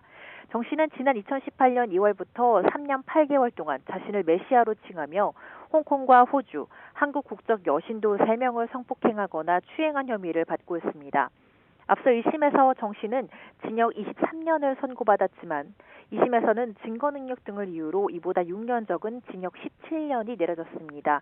정 씨는 피해 신도들이 세뇌되거나 한거 불능 상태가 아니었다고 주장해왔습니다. 그러면서 자신은 신이 아닌 사람이라고 지속해 설교해왔다며 혐의를 부인하고 2심에 대해서도 상고했는데요. 이에 대법원은 정 씨의 상고를 모두 기각하고 원심 판단에 법리를 오해한 잘못이 없다며 형을 확정했습니다. 이 같은 대법원 판결에 대해 피해자 측도 긴 싸움 끝에 정의가 있다는 것을 알게 됐다며 환영의 뜻을 밝혔습니다. 성폭행 피해자인 홍콩 국적의 메이플 씨는 기자회견을 열고 앞으로 피해자가 나오지 않을 것 같아 기쁘다며 다른 피해자들도 힘내라고 말하고 싶다고 덧붙였습니다. 지금까지 사회부에서 YTN 차정은입니다. 14명이 숨진 오송 지하차도 참사와 관련해서 검찰이 이범석 충북 청주시장 등 3명을 중대재해처벌법상 중대시민재해 혐의로 불구속 기소했습니다. 법 시행 이후 중대시민재해 혐의로 재판에 넘겨진 첫 사례입니다. 이성우 기자입니다. 지난 2023년 7월 미호강 임시제방 붕괴로 지하차도가 물에 잠겨 14명이 숨진 오송 군평이 지하차도 참사. 참사 발생 1년 6개월 만에 이범석 충북 청주시장과 이상래 전 행정중심복합도시건설청장 등 3명이 중대재해처벌법상 중대시민재해 혐의로 불구속 기소됐습니다. 2022년 중대재해처벌법 시행 이후 중대시민재해 혐의로 기소된 건 이번이 처음입니다. 이범석 시장은 제방유지 보수 사무를 위임받은 주체지만 인력과 예산 부족 등의 이유로 관련 부서가 부실하게 점검 업무를 수행함에도 인력과 예산 상황 등을 개선하지 않은 혐의가 적용됐습니다. 이상래 전 청장은 장마에 대비해 공사 현장을 방문해 제방이 절개된 부위를 직접 확인하고도 원상복구를 지시하지 않은 혐의 등을 받습니다. 검찰은 임시 제방을 시공한 업체 전 대표 A씨와 법인도 같은 혐의로 재판에 넘겼습니다. 반면 유가족과 시민단체로부터 이 시장과 함께 고소고발된 김용환 충북지사는 혐의 없음 처분을 내렸습니다. 충청북도가 사고 지하차도에 대한 법령상 안전점검을 정상적으로 진행했고 안전시설 설치 예산을 확보하기에 노력한 점 등을 고려해 증거 불충분으로 판단한 겁니다. 이범석 시장 등 3명이 추가 기소됨에 따라 오송 참사와 관련해 재판에 넘겨진 인원은 45명으로 늘었습니다. YTN 이성우입니다. 강력한 한파 속에 전북과 충청, 제주에는 많은 눈도 내렸습니다. 온 세상이 온통 하얀색으로 변했는데 주말 전까지 눈이 최대 20cm 더 내릴 전망이라고 합니다. 윤지아 기자가 전해드립니다. 지붕 위에 하얀 물감이 곱게 칠해졌습니다. 온 세상이 새하얀 눈으로 뒤덮였습니다. 전라북도 전체가 겨울 왕국으로 변했습니다. 눈이 엄청 많이 와가지고 지금 아주 불편해 죽겠어요. 좀 그만 좀 왔으면 쓰겠어요. 지난 6일부터 전북을 중심으로 시작된 폭설. 손가락 2마디 높이의 눈이 녹기도 전에 계속해서 눈이 내려서 어느새 한 뼘 남짓 눈이 쌓였습니다. 눈은 특히 호남 서해안인 군산과 고창, 전남 영광, 한평 등에 집중돼 대설주의보가 대설경보로 격상되기도 했습니다. 20cm 넘게 쌓인 눈에 강한 추위까지 겹쳤습니다. 영하 15도를 웃도는 날씨에 이렇게 얼음 팔뚝만한 고드름까지 생겼습니다. 끝을 모르고 쏟아지는 눈에 바닷가 마을도 골치가 아픕니다. 계속되는 눈보라에 시야 확보가 어려워 바닷일을 할 수 없는 겁니다. 지금 어선들은 주의보가 떨어지게 되면은 파도가 많이 치니까 바다를 좀 못 나가고 있어요. 그러면 눈이 많이 시야가 가리니까 아무래도 불편하죠. 항해하는 데가. 제주에도 많은 눈이 내렸습니다. 앙상한 나뭇가지에 켜켜이 쌓인 눈에 원래의 나무색을 찾아볼 수 없을 정도입니다. 오랜만에 보는 한방눈에 아이들은 신이 났습니다. 눈이 부드럽고 눈사람 만드는 게 재밌어요. 부산에서 눈 보기가 너무 어려운데 20년 만에 보니까 너무 좋아요. 최강 한파 속에 눈은 남부지방을 중심으로 주말 전까지 전북에 20cm, 충남 서해안에 15cm가 더 내릴 것으로 보여 주의가 필요합니다. YTN 윤지아입니다. 네, 공수처와 경찰이 조만간 2차 체포영장 집행에 나설 것으로 보이는데요. 이에 따라서 강추위에도 대통령 관저 주변에서는 탄핵 찬반 양측 집회가 이어지고 있습니다. 현장에 취재기자가 나가 있습니다. 자, 배민혁 기자 나오시죠. 네, 서울 한남동 대통령 관저 앞에 나와 있습니다. 네, 현재 관저 앞 집회 이어지고 있습니까? 네, 그렇습니다. 이곳 대통령 관저 입구를 중심으로 한남대로 일대에는 여전히 윤 대통령 찬반 집회가 이어지고 있습니다.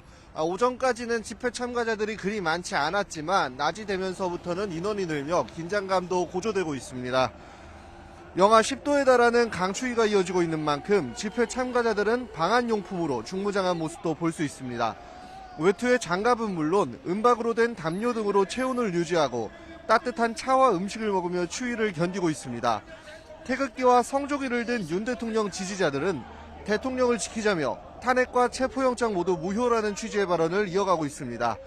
그러면서 윤 대통령과 함께 싸워나가겠다는 의지를 보이기도 했는데요.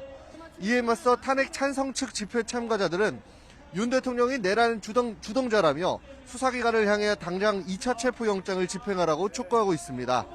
또 윤 대통령의 퇴진뿐 아니라 국민의힘도 내란에 동조했다며 해체해야 한다고 주장했습니다. 경찰이 양측 사이에 울타리를 세워두고 통제하고 있어서 아직은 물리적 충돌은 없는데요. 오늘 저녁에는 관저사수 집회를 벌였던 청년 일부가 조직한 반공청년단이 이곳에서 시위를 예고해 긴장감이 높아질 것으로 보입니다. 자, 그리고 관저 앞 경비도 삼엄하게 유지가 되고 있다고 하는데 어떤 상황인지 전해주시죠. 예, 그렇습니다. 지난 1차 영장 집행 시도 당시보다는 기동대 인원이 적은 모습입니다. 하지만 관저 주변에는 여전히 삼엄하게 경비가 이어지고 있습니다. 관저로 향하는 입구 주변에는 경찰 기동대 버스가 여러 대 놓여 있는데요. 외부에서 관저 입구를 바라볼 수 있는 시야가 차단된 상황입니다. 또 철문 너머 관저로 향하는 길목에도 차벽이 세워진 것으로 보입니다. 경호처는 관저 주변과 경내 곳곳에 원형 철조망을 두르고 일부 출입문에는 쇠사슬까지 둘러 출입을 막으면서 2차 체포영장 집행에 대비하고 있습니다. 또 2차 체포영장 집행을 두고 일부에서는 경찰이 형사기동대나 특수정비를 동원할 가능성도 제기되는 만큼 경호처가 직전 체포영장 집행 때보다 대비태세를 강화했을 거라는 관측도 나오고 있습니다. 지금까지 서울 한남동 대통령 관저 앞에서 YTN 배민혁입니다. 국방부가 경호처에 파견된 군 병력을 윤 대통령 체포 저지에 동원하지 않겠다고 밝혔습니다. 대통령 경호처 내부에 분열이 생겼다는 해석도 나오고 있습니다. 자, 관련해서 오늘은 사회부 백종규 기자 그리고 임주혜 변호사와 함께 자세히 살펴보겠습니다. 어서 오십시오. 안녕하세요. 네. 윤 대통령 추정 인물이 언론 카메라에 포착되면서 어제부터 계속 화제가 되고 있는데요. 우선 화면을 보면서 저희가 설명드리도록 하겠습니다. 네, 어떻게 찍힌 화면인지 또 대통령이 맞는 건지 한번 분석을 해볼까요? 예, 어제 낮 12시 50분쯤 촬영된 것으로 보이는데요. 화면을 보면 윤석열 대통령으로 추정되는 인물이 경호관들과 관저 주변을 이제 둘러보는 모습이 있습니다. 예, 대통령 특정할 수 있는 단서가 있는 거예요? 네, 얼굴이 정확하게 식별되지는 않지만 걸음걸이나 몸짓이 윤석열 대통령과 흡사하다는 반응이 나옵니다. 윤 대통령이 맞다면 2차 체포영장 집행을 앞두고 더 견고한 요새를 만들기 위해서 직접 나선 것으로 보입니다. 공수처와 경찰의 체포영장 집행에는 절대 응하지 않겠다는 행보 그리고 의도로 보이기도 하는데요. 예, 또 도피설을 불식시키기 위한 행보가 아니냐 이런 지적도 제기되고 있습니다. 다만 윤석열 대통령 측 변호인들은 화면의 인물이 윤석열 대통령 본인인지 확인이 어렵다고 말하고 있는데요. 대통령실은 이 화면을 촬영한 언론사를 고발하고 강한 유감을 표명한다고 밝혔습니다. 근데 도피설까지 제기된 상황에서 국민의 알 권리 보장 측면이라면 고발을 하더라도 처벌하기는 어려울 수도 있습니다.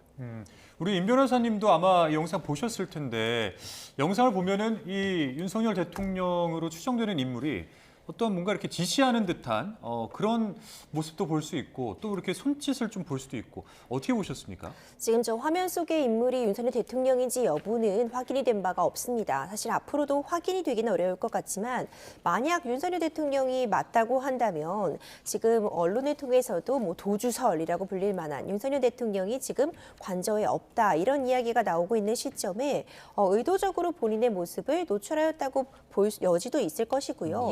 그런 게 아니라고 하더라도 일단 기본적으로 어쨌든 본인에 의해서 본인을 위해서 많은 인력들이 지금 동원이 된 상황이니까 뭔가를 지시한다기보다는 뭐 격려 차원이라던가 앞으로 이제 어떻게 해 나가자 이런 뭐 응원 차원이라고도 볼 수 있을 것 같은데 현재로서는 이제 어떤 목적으로 그리고 무엇을 위해서 이렇게 등장한 것인지 추측하기는 매우 조심스러운 상황으로 보입니다. 네. 어제 이 화면이 공개될 시점에 윤 대통령 측 변호인단이 기자회견을 가졌었잖아요. 도주설은 말도 안 된다 이렇게 얘기를 했었고 오늘도 외신 간담회가 있었어요. 외신 기자 간담회에서 도주설은 말도 안 된다. 지금 대통령은 관저에 계신다. 이런 내용이었죠. 예, 윤석열 대통령 측 대리인인 윤갑근 변호사가요. 어제 기자간담회에서 윤 대통령의 도주설을 일축했습니다. 그러면서 본인이 7일 저녁에 관저에서 직접 만나고 왔다 이렇게 말하기도 했습니다.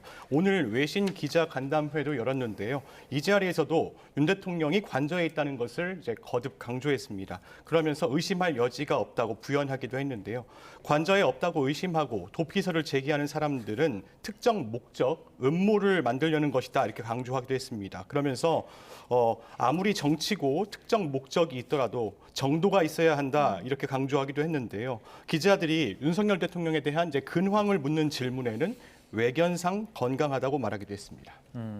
아까 이제 저희 그 배민혁 리포트에 보면은 관저 앞 경비가 더 삼엄해지고 있다 이런 내용도 있지 않았습니까? 그러니까 2차 체포를 앞두고 관저 경계는 지금 현재 1차보다 더 강화되고 있는 그런 상황인데 뭐 관저 입구에는 차벽이 있고요. 그다음에 뭐 철조 막 이런 것까지는 어제 나왔는데 쇠사슬까지 등장을 했다 이런 얘기가 있더라고요. 지금 이 내부 인력 그다음에 장비는 어떤 것들이 있는지 혹시 좀 정리가 된 내용이 있습니까? 예, 저희가 이제 화면으로 보여지는 것들만 저희가 확인을 할 수 있기 때문에 정확한 내용들은 확인하지 못합니다. 하지만 관저 주변의 경비가 갈수록 삼엄하다. 이거는 확실한 것 같습니다. 그리고 관저로 향하는 입구 주변에는 경찰 기동대 버스가 여러 대 놓여 있고요. 외부에서 이제 관저를 바라볼 수 있는 시야를 차단해 놓고 있습니다. 관저로 향하는 철문 안쪽으로는 대형 버스가 이제 가로로 3대 정도 놓여 있고요. 길목 안쪽에도 차벽이 세워져 있습니다. 말씀하신 대로 관저 주변에는 곳곳에 원형 철조망이 설치가 돼 있는 상황인데요. 일부 출입문에는 이제 쇠사슬까지 이제 둘러서 출입을 막았다 이런 이야기까지 나오고 있습니다. 2차 체포영장 집행을 앞두고 서둘러 저 그림이네요. 쇠사슬. 예, 그렇습니다. 이제 2차 체포영장 집행을 앞두고 이제 서둘러 이제 요새화를 하려는 것 아니냐 이런 평가가 나오는데요. 이제 2차 체포영장 집행 때 경찰이 형사기동대나 이제 특수 차량 등을 동원할 가능성이 있기 때문에 이것에 대비해서 더 태세를 강화하고 있는 모습으로 이제 볼 수 있을 것 같습니다. 예. 자, 이렇게 경비 태세가 강화되고 있는 모습인데 이런 가운데 경호처 내부가 부글부글하고 있다 이런 주장이 나왔습니다. 어떤 내용인지 먼저 듣고 오겠습니다. 수면 아래에서는 부글부글 끓고 있죠. 그러니까 일부 수뇌부들에 대하여서 지금 벌이는 이 망언과 행동에 대해서 굉장히 불만이 많다는 겁니다. 그래서 저 사람들 미친 거 아니야? 라는 식으로까지도 이야기를 한대요. 사석에서는. 아, 그래요? 다만 그걸 집단적으로 표현을 해내거나 이야기하기는 부담스럽죠. 왜냐하면 수뇌부가 김용현 라인이거나 또는 김건희 라인이거나 이러다 보니까 밑에 특히 MZ세대 경호관들은 부글부글 한답니다. 실제로 지난번 12월 3일 날 군이 국회로 들어왔을 때도 소극적 저항을 했던 거잖아요, 군인들. 저는 뭐 경호관들도 다수는 그럴 것이다라고 생각을 합니다. 아, 위의 온도와 아래 온도. 완전히 다릅니다. 네, 변호사님 이제 지금 듣고 오셨는데, 그러니까 이런 내용입니다. 경호처가 저희가 이렇게 봤을 때는 굉장히 전체적으로 결연해 보이지만 지휘부와 또 이 지휘를 따르는 밑에 인력들의 어떤 온도차가 확실한 것이다. 어떻게 들으셨습니까? 여기서 온도차라고 한다면 얼마나 견고하게 이 윤석열 대통령의 체포영장에 대한 집행을 막을 것이냐에 있어서 차이가 존재한다. 이렇게 해석해 볼 수 있을 것 같은데 뭐 충분히 가능한 이야기이긴 합니다. 어느 집단에서나 사실 어떤 일을 수행하려고 할 때 어떤 지도부라고 볼 수 있는 그런 층에서의 어떤 의지나 수행 의지와 이 아래 실제로 이 일을 행해야 되는 그 직원들의 입장은 다를 수는 있거든요. 법적으로 보더라도 우리가 내심의 의사라고 표현을 하는데 실제로 내가 어떤 마음을 갖고 있는지는 다른 사람이 확인할 길이 없을 겁니다. 이게 워낙 중차대한 일이니만큼 여러 가지 추측적인 그런 이야기들이 나오고 있는데 실제로 경호처에 특히 젊다고 볼 수 있는 직원들이 어떤 마음을 갖고 있는지는 우리가 확인할 길은 없겠으나 여러 가지 이런 주장들이 나오고 있고 개개인마다 지금 이렇게까지 체포영장 집행을 우리가 무력 충돌을 감행하고서라도 막아내야 하는 것인가에 대한 정상적인 의문의 제기 그리고 문제의식의 제기는 충분히 가능할 것 같고요. 사실 이런 부분들이 시간이 더해 갈수록 더 커질 수는 있다고 봅니다. 예. 특히 우리가 지금 계속해서 나오고 있는 것이 이제 2차 집행에 사활을 걸고 있는 공수처 입장에서는 또 이렇게 무력으로라도 아니면 다른 어떤 수단을 강구해서 집행을 저지하게 되면 현행범, 그러니까 특수공무집행방해의 현행범으로 바로 체포를 진행한다고 한다거나 특히 이런 핵심 인력에 대해서는 사전에 체포영장 발부 가능성까지 나오고 있어서 그렇다면 이런 내부의 그런 동요는 좀 더 커질 수도 있는 상황이라고 보여집니다. 네. 그래서 MG 경호관들이 부글부글하고 있다는 윤건영 의원의 인터뷰를 듣고 오셨는데 지금 현재 경호처장과 경호처 차장은 3차 소환 요구를 받은 상황이잖아요. 네. 지금 내부는 어떤 상황인가요? 네, 경찰은 경호처 간부들을 향한 압박을 이어가고 있습니다. 박종준 경호처장, 경찰에 2번 소환 요구를 받았는데 지금 모두 불응했습니다. 예. 경찰은 내일 오전까지 3차 출석을 요구한 상황인데요. 김성훈 경호처 차장도 어제까지 2차례 소환에 응하지 않았습니다. 경찰은 마찬가지로 모레 3차 출석 요구를 했습니다. 이광우 경호본부장, 이진하 경비안전본부장도 경찰의 2차 출석 요구를 받은 상태인데 경호처는 그런데 법과 원칙에 따라서 경호 임무를 수행하겠다는 입장을 고수하고 있는 상황입니다. 이들이 출석 요구에 응할 가능성은 낮아 보입니다. 그렇기 때문에 경찰은 경호처 간부들을 상대로 체포영장 신청에 나설 것으로 보입니다. 예. 이게 만약에 이제 체포영장이 청구까지 되면은 내부 균열이 좀 무너질 수 있다 이렇게 볼 수 있을까요? 네, 일단 경호처를 지시를 내리는 지휘부가 이제 체포가 되면 아무래도 동요가 심해질 것 같습니다. 공조수사본부가 2차 영장 집행에 앞서 윤석열 대통령 체포영장 집행 방해 혐의로 입건된 경호처 지휘부를 먼저 체포할 가능성이 거론되고 있는데요. 계속 출석에 응하지 않으면 이제 경찰이 경호처 지휘부를 먼저 체포한 다음에 윤석열 대통령을 이제 체포하는 방안도 이제 검토하고 있는 것으로 알려지고 있습니다. 각각 10일과 11일까지 3차 출석을 통보한 박 처장과 김 차장이 출석하지 않으면 체포영장을 신청해서 집행하는 방식인데요. 이런 경우에는 경호처장이 없는 틈을 타서 주말에 윤석열 대통령에 대한 체포영장의 집행이 가능하다 이런 목소리도 나오고 있습니다. 예. 지난 3일 1차 체포 시도 때는 군부대 병력이 체포 저지에 동원된 것으로 알려지면서 논란이 되기도 했는데 국방부가 이번에는 체포 시도에 병력 동원은 불가하다 이런 입장을 밝혔어요. 네, 김선호 국방장관 직무대행이요. 지난 3일 공수처에 영장 집행 저지에 군 병력을 투입하는 것은 맞지 않다 이런 입장을 경호처에 전달을 했습니다. 동시에 수도방위사령부 55경비단 단장에게도 경찰과 물리적 충돌이 있어서는 안 된다고 지침을 내리기도 했습니다. 국방부는 경호처가 이 이야기를 듣고 잘 알겠다 이렇게 취지로 답을 했다고 했는데요. 공수처가 윤석열 대통령 체포를 재차 시도해도 55경비단 병력이 이를 저지하기 위해서 투입되는 일은 없을 것으로 예상이 됩니다. 앞서 지난 3일 공수처의 1차 윤석열 대통령 체포 시도 당시 대통령 관저 앞 1차 저지선에서 55경비단 병사 등 군부대 인력 30여 명 정도가 있었던 것으로 지금 알려지고 있는데요. 또 경호처 직원 50여 명과 함께 인간띠로 동원된 것으로도 이제 알려지기도 했습니다. 이후 군 병력 3차 저지선에도 투입된 것으로 알려졌는데요.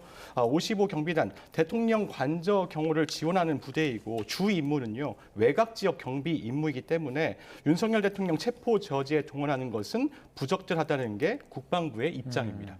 그러니까 국방부에서 이제 이 체포 시도를 할 때 병력 동원이 불가하다 뭐 이런 내용인데, 그러니까 2차 때 만약에 이렇게 부대가 일부 빠지게 되면은.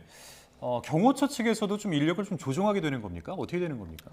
그렇죠. 일단 국방부 입장을 보자면은 원래 담당하고 있는 업무가 체포영장을 저지하는 그런 업무는 아니고 당연히 이 한남동 관저의 안쪽 담벼락에 대해서 이 부분의 경비를 쓰는 것이 담당하는 업무이기 때문에 이 인력이 체포영장 집행 저지에 동원되는 것은 적당하지 않다, 적법하지 않다 이렇게 보고 있는 것이고요. 그렇다면 말씀 주신 것처럼 지금 1차 집행 당시에 해당 그 의무복무 병사들이 동원이 됐느냐, 되지 않았느냐 이 부분이 여전히 논란이 있긴 하지만 어쨌든 이 부분의 인력이 차취된다면 경비 인력을 좀 더 강화한다거나 지금 이미 요새화되어 있기 때문에 인력 부분의 보강이 없다고 해도 이미 좀 굉장히 저지선을 상당 부분 구축한 것으로 보여서 이 의무복무 병사 없이도 사실 경호 인력들은 어느 정도 이 방위 태세를 갖추고 있는 것이 아닌가 좀 이런 생각은 듭니다. 하지만 확실한 부분은 국방부에서도 이번에 이 의무병사들이 동원될 수 없다. 이 5호 경비단의 업무는 이 한남동 관저의 안쪽 담벼락에 경계를 서는 것이지 체포영장 집행 저지 업무는 이들의 업무가 아니다라고 한번 명확하게 선을 그었잖아요. 그렇기 때문에 이들이 동원될 가능성은 거의 없다고 봅니다. 그런가 하면 경찰이 지난 3일 영장 집행을 방해한 사람들에 대한 신원 확인에 나섰다고 하는데 아무래도 2차 체포영장 집행을 앞두고 사전 압박을 하는 것이다 이렇게 봐야 할까요? 네, 그렇습니다. 지난 3일 이제 한남동 대통령 관저에서 윤석열 대통령에 대한 체포영장의 집행을 방해한 이제 26명의 신원 확인을 경찰이 이제 경호처에 공문을 보내서 요청을 한 겁니다. 경찰은 이제 체증을 했잖아요. 그 당시에 체증 자료를 분석해서 신원을 확인하고 있는 상황인데요. 당시에 불법 행위의 가담 정도와 앞으로 불법 행위의 이제 가담 여부를 종합적으로 고려해서 입건 여부를 결정할 예정입니다. 체증 자료의 판독 결과에 따라서 추가로 신원이 확인될 것으로 보이는데요. 공수처와 경찰 2차 체포영장 집행 이제 시기를 저울질하면서 경호처에 대한 사전 압박을 가하는 것으로 보입니다. 그렇다면은 2차 이 체포영장 집행이 언제쯤 있을 것이냐 이 부분에 아마 굉장히 관심이 지금 모아지고 있는 그런 상황인데 뭐 주말이 될 수도 있다, 그리고 야간이 될 수도 있다, 새벽이 될 수 있다 여러 가지 설들이 있더라고요. 지금까지 혹시 취재된 내용이 있습니까? 사실 지금 공수처와 경찰은 이 집행 시기, 집행 방법에 대해서 계속 이제 협의를 하면서 이야기를 하고 있는 상황인데요. 아직까지는 예단하기는 좀 어렵습니다. 1차 집행 시도가 이루어진 지 한 일주일이 지났거든요. 그리고 2차 집행에는 이제 오랜 시간이 걸리지는 않을 것이다 이런 관측이 나오는데 이제 준비 기간이 길어지면 이제 대통령 관저를 요새화하는 대통령 경호처의 작업이 심화할 가능성이 큽니다. 또 비상계엄에 연루된 군경 지휘부가 이미 대부분 구속 기소된 상황에서 윤 대통령 수사만 지체할 수는 없는 상황이거든요. 일각에서는 이제 집회 인파가 몰리는 주말보다는 평일을 택할 가능성이 크지 않겠냐 이런 관측이 나오고 있습니다. 시기는 이르면 내일이나 아니면 13일 월요일 관측도 나오고 있습니다.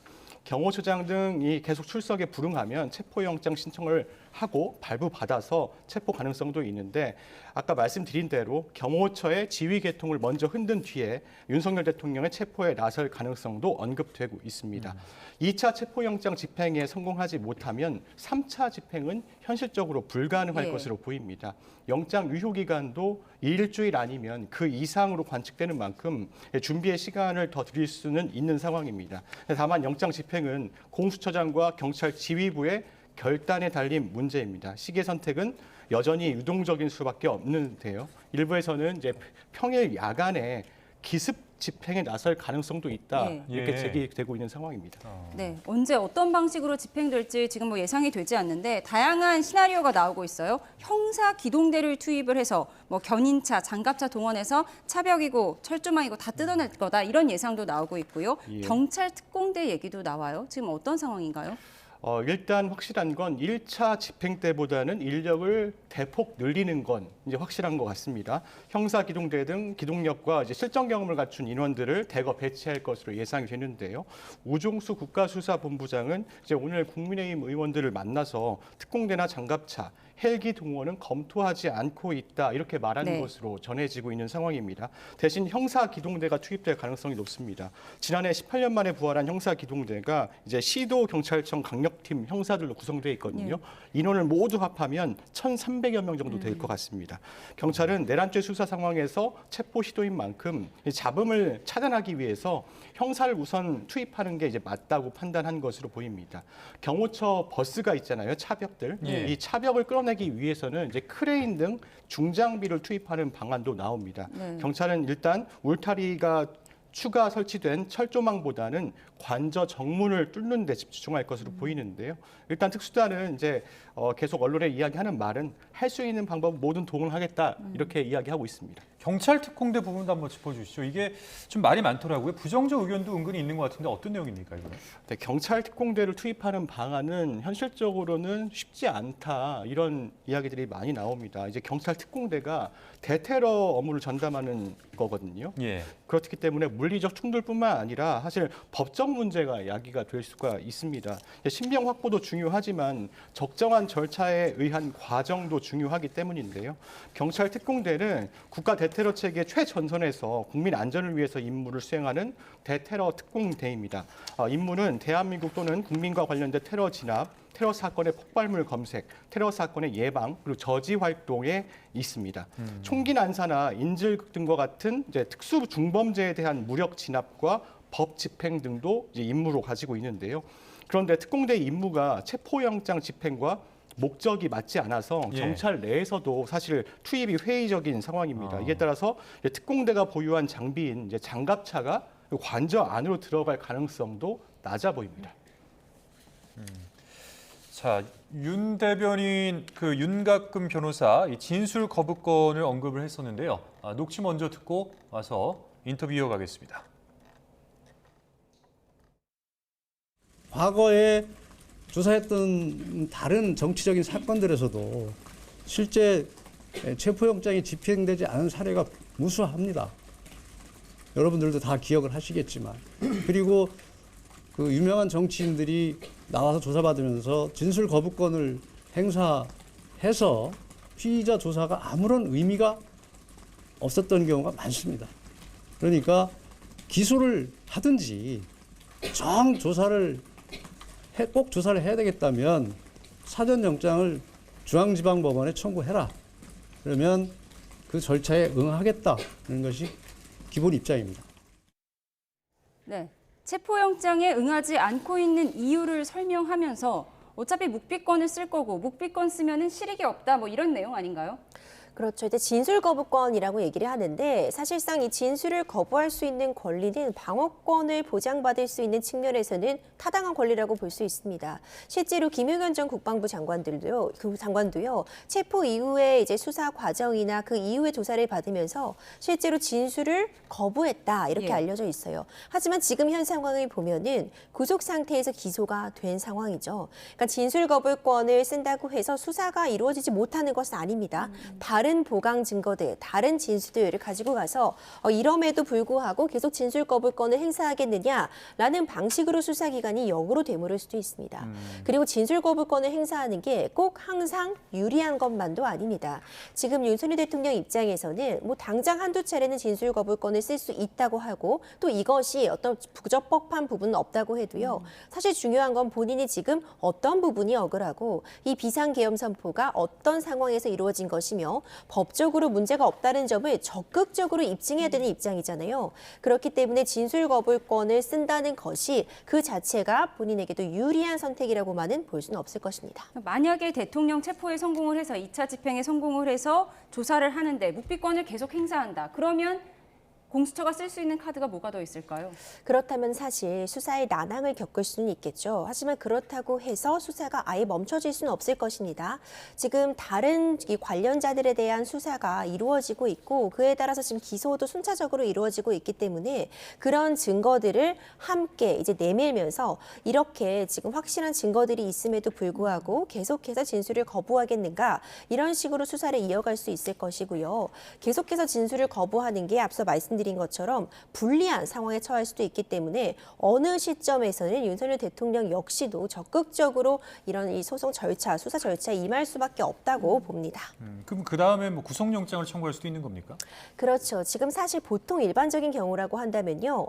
체포가 진행이 되고 그래서 체포의 집행에 따라서 수사가 진행이 되다가 그 내에 이건 이 정도의 혐의점이 입증이 되었다면 이제 구속이 가능하겠다라는 판단이 서면 구속영장을 청구하게 됩니다. 근데 만약에 진술 거부권으로 뭔가 얻어내는 게 없다면요? 이제 그렇다면 이제 난감한 상황에 처해질 수도 있겠지만 사실 지금 체포영장에 많은 관심이 쏠려 있는데 체포는 그 자체가 목적이 아닙니다. 체포는 하나의 과정에 불과하거든요. 예. 지금 그 과정이 진행이 되고 있지 못한 게 문제점으로 지적될 수는 있겠지만 체포를 위해서 지금 모든 것이 이루어지는 것이 아니라 결국 체포 이후의 수사 같은 부분들이 진행되는 건데 체포영장이 발부됐다는 의미는 예. 일단 그 자체가 유죄라는 뜻은 아니지만 적어도 범죄 혐의점이 어느 정도 소명이 됐다는 것을 의미하는 것이고 이 수사를 통해서 이 범죄 혐의점이 조금 더 확실해지고 그에 따라서 이제 구속을 할 필요가 있다고 한다면 구속영장 청구로 이어지고 기소로 가는 과정이거든요. 그러니까 체포가 집행이 되었는데 그대로 일종의 묵비권 아무 얘기를 하지 않는다면 이것 자체가 어떤 범죄 혐의점을 소명하는 데 있어서 불리할 수도 유리할 수도 있겠지만 다른 보강 증거들이 있다면 구속 사유가 더 될 수도 있어서 이런 부분들은 감안하지 않을 수 없을 것입니다. 예. 네. 자, 윤갑근 변호사의 인터뷰 내용을 보면 뭐 체포에 집착하는 거는 망신주기 욕이다. 그러니까 체포영장 말고 구속영장 청구하면은 집행에 응하겠다 이렇게 밝히지 않았습니까? 이 어떤 내용이 좀 짚어주시죠 이게? 네, 일단 지금 윤석열 대통령 측 대리인이 지금 연이어 기자간담회를 열고 있거든요. 어제도 기자간담회를 열었고 오늘도 외신 기자간담회를 열었습니다. 네. 사실상 이제 여론전에 나서는 것으로 보여요. 이제 일단 체포부터 피해보자 이런 이제 작전에 나서는 것으로 보이는데요. 헌재 탄핵 결정을 지연시키고 최대한 늦게 불구속 상태로 수사를 받겠다, 재판을 받겠다 이런 의지로 보입니다. 이제 체포영장 말고 구속영장을 청구하면 집행에 응하겠다 이렇게 말하는군요. 일단 공수처에는 내란죄 수사권이 없고 이제 무효인 체포영장에 의한 불법 수사에 응할 수 없다는 입장인 것 같습니다. 그러면서 이렇게 말했어요. 분열과 갈등을 막고 국민 불편 해소를 위해서 법원에서 진행하는 절차는 모두 응할 것이다 이렇게 말했습니다. 체포영장이나 조사는 수사의 마지막 단계여서 증거가 확보돼 있으면 기소하든지 꼭 조사할 거면 구속영장을 청구하라는 것인데요. 그런데 체포영장 이미 법원에서 다 인정됐거든요. 윤석열 대통령 측의 이의 신청도 법원이 기각한 상황입니다. 그런데 구속영장 청구 주체도 사실 공수처예요. 공수처를 인정하지 않겠다면서 영장을 청구하라는 건 사실 모순인 것 같습니다. 또 공수처가 수사기관으로 적절하지 않다고 해놓고 수사 인정 안 하겠다 이렇게 이야기했어요. 그런데 공수처에 선임계를 내려고 갔다. 이것도 사실 이 주장도 모순인 거거든요. 결국 이제 수사기관에 대한 수사를 피하기 위한 시간 끌기로 보입니다. 알겠습니다. 자, 지금까지 사회부 백종규 기자, 임주혜 변호사와 관련 내용 짚어봤습니다. 오늘 말씀 고맙습니다. 고맙습니다.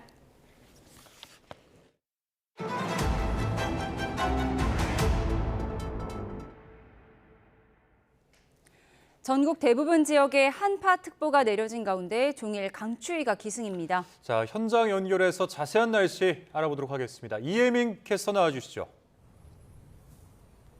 네, 광화문 광장에 나와 있습니다. 네, 지금 얼마나 춥습니까? 네, 오늘은 올겨울 최강 한파입니다. 오늘 한낮에 서울 기온이 영하 8도 선에 그쳤는데요. 지금은 바람이 무척 강하고 기온도 더 떨어지고 있습니다. 오늘 날이 얼마나 추운지 보여드리기 위해서 저희가 아침에 이렇게 뜨거운 라면을 얼렸는데요. 9시간이 넘었는데도 지금도 이렇게 딱딱하게 라면이 굳어 있습니다. 라면은 이렇게 뜯어보면 마치 생라면처럼 한 가닥씩 떨어지고 있고요. 아무리 이 젓가락을 빼보려고 하도 빠지지도 않는 상태입니다. 이만큼 날씨가 추운데요. 이 같은 강력한 추위는 내일 아침에도 계속됩니다. 보온용품 꼭 챙기셔야겠고요. 옷차림도 따뜻하게 하고 나오셔야겠습니다. 전국 대부분 지역으로 한파특보가 확대 강화됐습니다. 대부분 지역에 한파주의보가 내려져 있고요. 일부 지역에는 한파경보도 발령된 곳이 많습니다. 내일 아침 기온은 서울이 영하 12도, 춘천은 영하 19도, 대전과 대구는 영하 12도까지 떨어지며 오늘만큼 춥겠고요. 낮에는 서울 영하 2도, 대전과 광주 0도, 대구 1도로 낮 기온은 오늘보다 3에서 5도 정도 높겠습니다. 내일까지 충남 서해안과 호남, 제주도를 중심으로는 눈이 더 내리겠습니다. 특히 호남 서해안을 중심으로 내일까지 강한 눈이 예고된 가운데 대설경보도 내려져 있습니다. 내일까지 제주 산간에 20cm 이상, 호남 서부에 최고 15cm, 충남 서해안에도 최고 8cm의 눈이 더 오겠습니다. 매서운 추위는 휴일부터 점차 누그러지겠고요. 당분간 호남 서해안과 제주도를 중심으로는 눈과 비가 자주 내릴 전망입니다. 여전히 동해안을 중심으로는 대기가 매우 건조해 건조주의보가 발령 중입니다. 바람도 강하게 불어서 작은 불이 크게 번지기 쉬운 환경이니까요. 불 조심하셔야겠습니다. 지금까지 광화문 광장에서 YTN 이혜민입니다.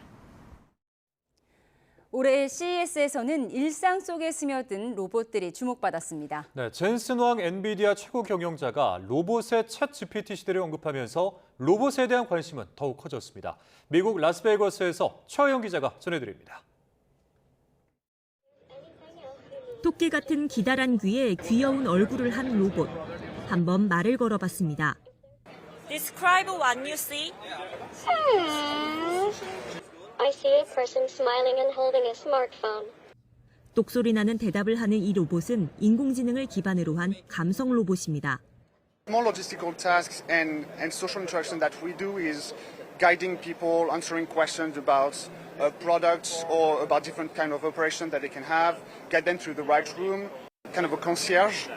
중국 가전업체는 인형 같은 인공지능 집사 로봇을 공개했습니다. Do you remember why today is a special day? Of course. It's David's 6th birthday, right? Planning something special? 삼성전자와 LG전자가 올해 출시를 목표로 일찌감치 공개했던 집사 로봇과 비슷합니다. 택배나 이삿짐 등 무거운 짐을 나를 때 유용한 로봇도 한번 입어봤습니다. 25kg짜리 가방인데요. 제가 맨손으로 한번 들어보겠습니다. 거의 꿈쩍도 하지 않는데요. 이번엔 제가 로봇 보조기구를 착용하고 들어보겠습니다. 네, 제가 이번에는 보조 로봇을 착용했는데요. 한번 들어보겠습니다. 이렇게 들을 수 있을 뿐만 아니라요. 앞뒤로 걸을 수도 있습니다. 환자의 재활을 돕는 입는 로봇도 나왔습니다. 그동안 로봇이라고 부르기엔 다소 심심했던 청소기는 로봇 손이 생겼습니다. 벗어놓은 양말도 알아서 빨래 바구니에 넣습니다. 로봇 손은 고단한 농사일을 돕고 피아노를 치는 수준까지 나아갔습니다. 젠슨 황 엔비디아 최고 경영자가 인공지능 로봇 시대를 선포하면서 로봇에 대한 관심은 더 커졌습니다. 이런 가운데 3년 연속 CES를 찾은 최태원 SK그룹 회장은 직접 젠슨 황과 만나 미래 사업을 논의했습니다. 더 빨리 개발을 해달라라는 것이 요구였는데 최근에 저희 개발 속도가 또 젠슨 황이 언급한 물리적 인공지능에 대해서도 함께 해보자는 의견을 교환했습니다. 미국 라스베이거스에서 YTN 최하영입니다. 목요일 뉴스원 마치겠습니다. 함께해 주신 여러분 고맙습니다.